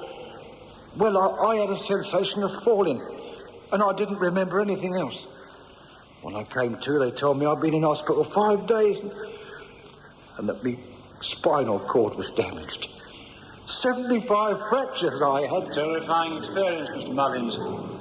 Now, may we go back to the day when you were made aware of the gossip concerning your wife and Harry Sneesby? You were in a public house, were you not? Yes, I'd called in at the Surrey Arms. A fellow that runs it's a great pal of mine. There was nobody in the bar except the 2 of us, and he says to me... Oh, but look, I know you're going to tell me to mind my own business. I mean, you might even want to punch me on the nose, but... Oh, what's the matter with you? You've been drinking all your profits away, Fred? No, I'm sober, Albert. Look, I talked it over with the missus. She says I'm a fool to interfere. Huh? Oh, you and I have been friends for far too long. I can't stand all this sniggering and laughing at you behind your back. What are you trying to say? Harry Sneesby. Why should people laugh at me because of Harry Sneesby? Phyllis? Phyllis? Oh, no.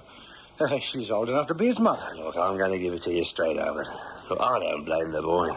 But you should watch her when you're not around. Not around? While you were away at Liverpool, they was in here every night. Well, I know that. Phyllis told me. Well, I mean to say... Look, you're not trying to tell me that while I was in Liverpool attending our mother's funeral and things... Oh, no, I can't believe it. Look, it wasn't anything. I mean, how about the number of times he was taken to the cinema and things? But it was at my suggestion. You know I don't like going to the pictures. And he, living alone as he does... Fred, if you weren't my pal, I'd... What, hit me over the head with a beer bottle? Tell me to mind my own business? Why don't you ask Phyllis? All right. I will. I wish you hadn't said this, Fred. I don't believe it. I wish you hadn't said it. Rotten lot of gossipers. That's what they are, all of them. And did you discuss it with your wife? Yes. I told her that Guildford was filled with a lot of old washerwomen of both sexes, and that she had to be careful the way she acted towards Harry. I didn't want to be made a laughing stock. Laughing stock?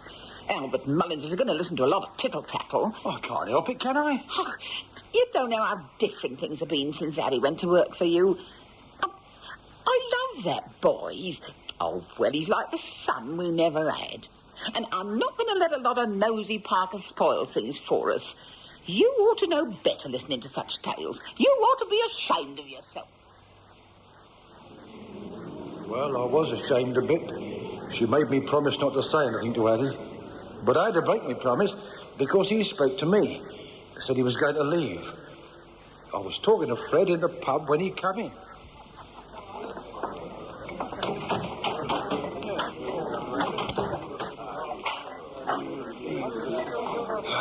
Pint of mile, please, Fred. Quite right. I want to see her at 8 o'clock tomorrow. 8 o'clock, Harry? Means we have to make an early start. You know, we've got that contract for the town hall. We need extra help next month. Easy, man. Thanks. I wasn't going to mention it this evening, but I won't be here next month. Eh? I was gonna give you my notice tomorrow. I decided to go back to London to work. Well, you know best, but why? Aren't you happy with your wages? Mrs. Mullins told me what you said. Told me what Fred said, too. She's not going to like it. She'll say that... Never mind what Phyllis will say. You're doing the right thing, Harry. I don't know what it's got to do with you. See you tomorrow. He drained his drink and walked out. And then what happened? Well, my missus hit the roof. I then asked him if he wouldn't change his mind. He said, all right, he'd stay on.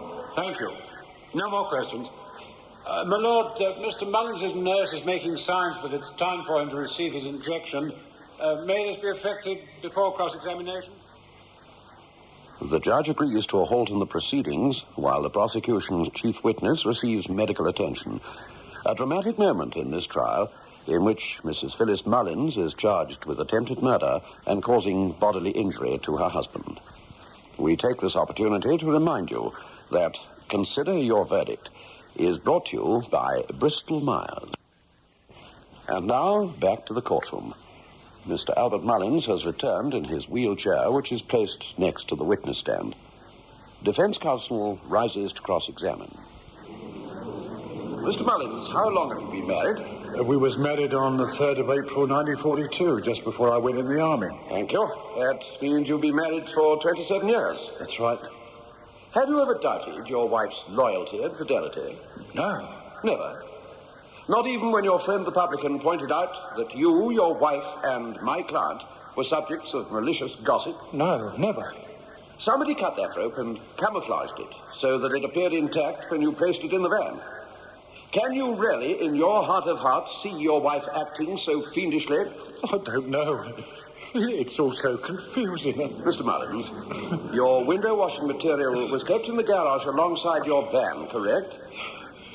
Correct. And was the garage door locked? No. So anybody could have entered your garage and tampered with the rope? I suppose so. Your wife readily admitted she had developed a love for the man who came to work as your assistant. That he took the place of the son you both wanted but never had. Yes. Can you see your wife indulging in a carnal relationship with this 28-year-old, someone nearly half her age? An unfair question. Let me carry on. Mr. Mullins, until the police came to visit you in hospital, did you think for one single second that your wife had planned your death? No. When they came and told me their suspicions... Their suspicions, not yours, Mr. Mullins. Yes. Mr. Mullins, I won't prolong your ordeal any further. That is all. I now call Mr. Harold Sneesby. Mr. Sneesby, were you having an affair with the prisoner at the bar? Well, sir, were you? I wouldn't call it an affair, no. What would you describe it as? Well, sir, at first I thought it was a bit of a laugh. You know, she began to mother me like. Where's the governor? He won't be long, dear. He's just gone up the road to get some baccy. He said for you to wait. Sit down here, dear. Oh, thanks. He won't be back for about half an hour, because he said he was looking in at the Surrey Arms. He said you could join him there if you like. But, this is the first time I've had an opportunity of having a proper chat, like. Oh, you know, you're so like my nephew Cyril that was killed in the war. Oh, dear. What is it, Mrs. Mullins? You've got stains all down your tie. Now, you take it off, and I'll see if I can get them out for you. Haven't you got any parents, brothers or sisters? Oh, yeah, but I left home as soon as I could. Don't you get on together? Well, it's not that. It's just that I like my independence. Oh, of course. I can see you're a young man with spirit. Well, I'm sure you're going to be happy working for Albert. And I want you to look on me as... Well, just regard this home as your own. Well, sir, as I say, well, it was useful to have someone to look after your laundry and darn your socks, that sort of thing, so I began to chat her up, like. Chat her up? What do you mean by that? Well, pretend I thought, I used to compliment her when she came from the hairdressers, that sort of thing. But I never dreamt... Just a moment, Mr. Sneesby, I'm coming to that. When did you first realise that your relationship with Mrs. Mullins was a subject for local gossip? Oh, it was about a fortnight before the accident. You see, Mr. Mullins had gone to give a quotation for some window cleaning and Phyllis invited me in for some tea. Another cup, dear? No, thank you, Mrs. Mullins. Oh, now what's this? You've not been listening to all that gossip, have you? Mrs. Mullins, indeed. What do you mean, gossip? Oh, we've been calling each other Phyllis and Harry for months now. Who's been talking to you? Has Albert? Talking to me? Well, didn't just seem right calling you Phyllis in your own house like. Oh, now, Harry, dear. We mustn't keep secrets from each other, must we? I suppose it's that rotten Fred Barnes. He's mind his own business. All he's done is upset Albert. But you don't need to worry, dear. I've been able to hide our true feelings for each other. Albert doesn't suspect a thing. Oh, what's there to suspect? Oh, listen, Mrs. Mullins, Phyllis, you can't mean... it's crazy. You're a married woman. I respect your principles, really I do. But I know what a battle it's been for you, for both of us. No, don't say anything. Tell me this. If I were free, would you want me for your very own? But you're not. I must go.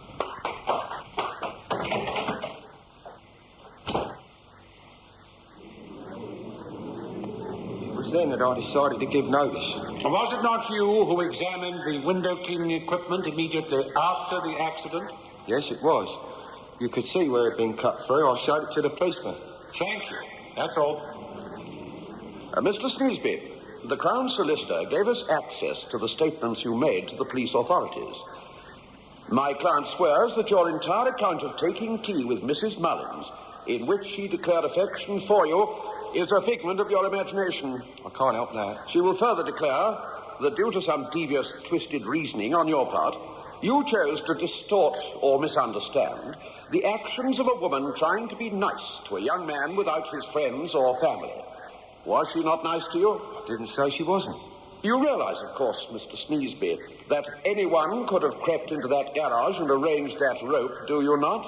It's not for me to say whether they could or they couldn't. Assuming my client is found innocent of this terrible charge, the question remains that once suspicion is diverted from Mrs. Mullins... Mr. Garnside, you will apologize to the court for a wanton disregard for the rules of procedure relating to the cross-examination of a witness.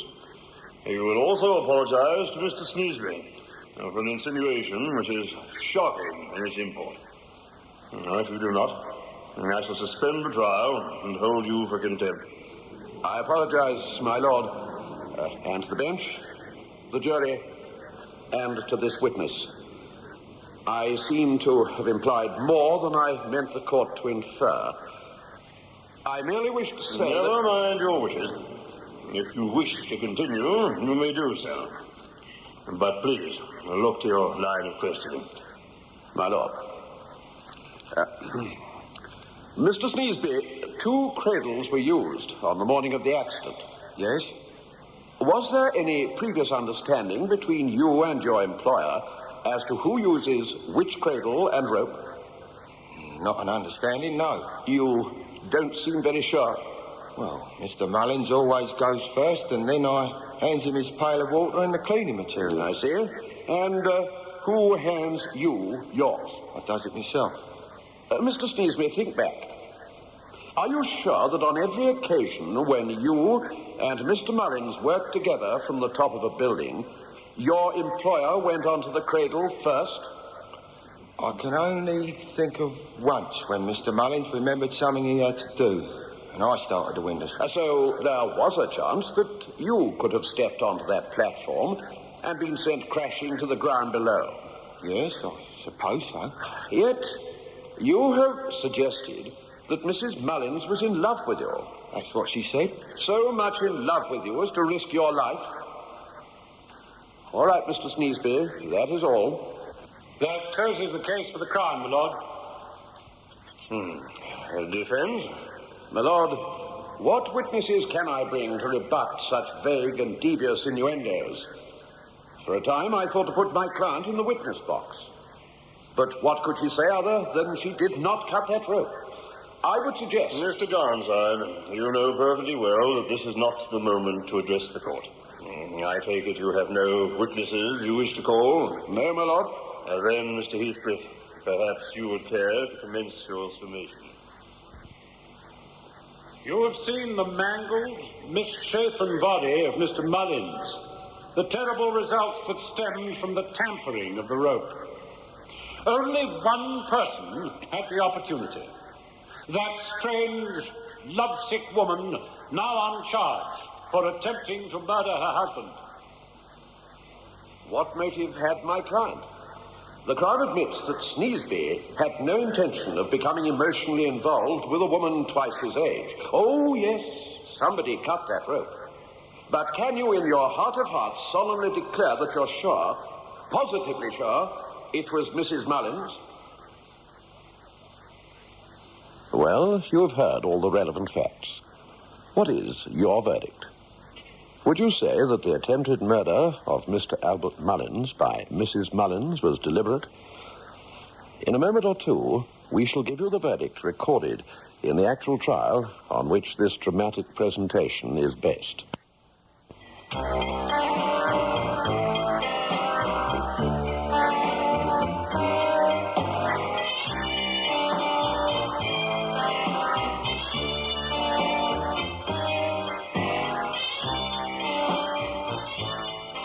Well, what was your verdict?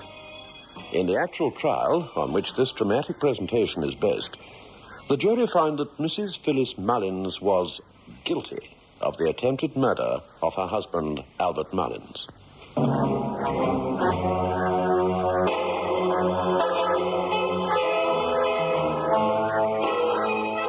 Bristol Myers, makers of new Vote toothpaste, hope you enjoyed tonight's presentation of Consider Your Verdict, produced by Michael Silver. On Friday evening at 8:30, you're invited to listen to Medical File, another great dramatic series also brought to you by Bristol Myers. So, goodbye until next Tuesday, when it will be time once again to take your place on the jury of...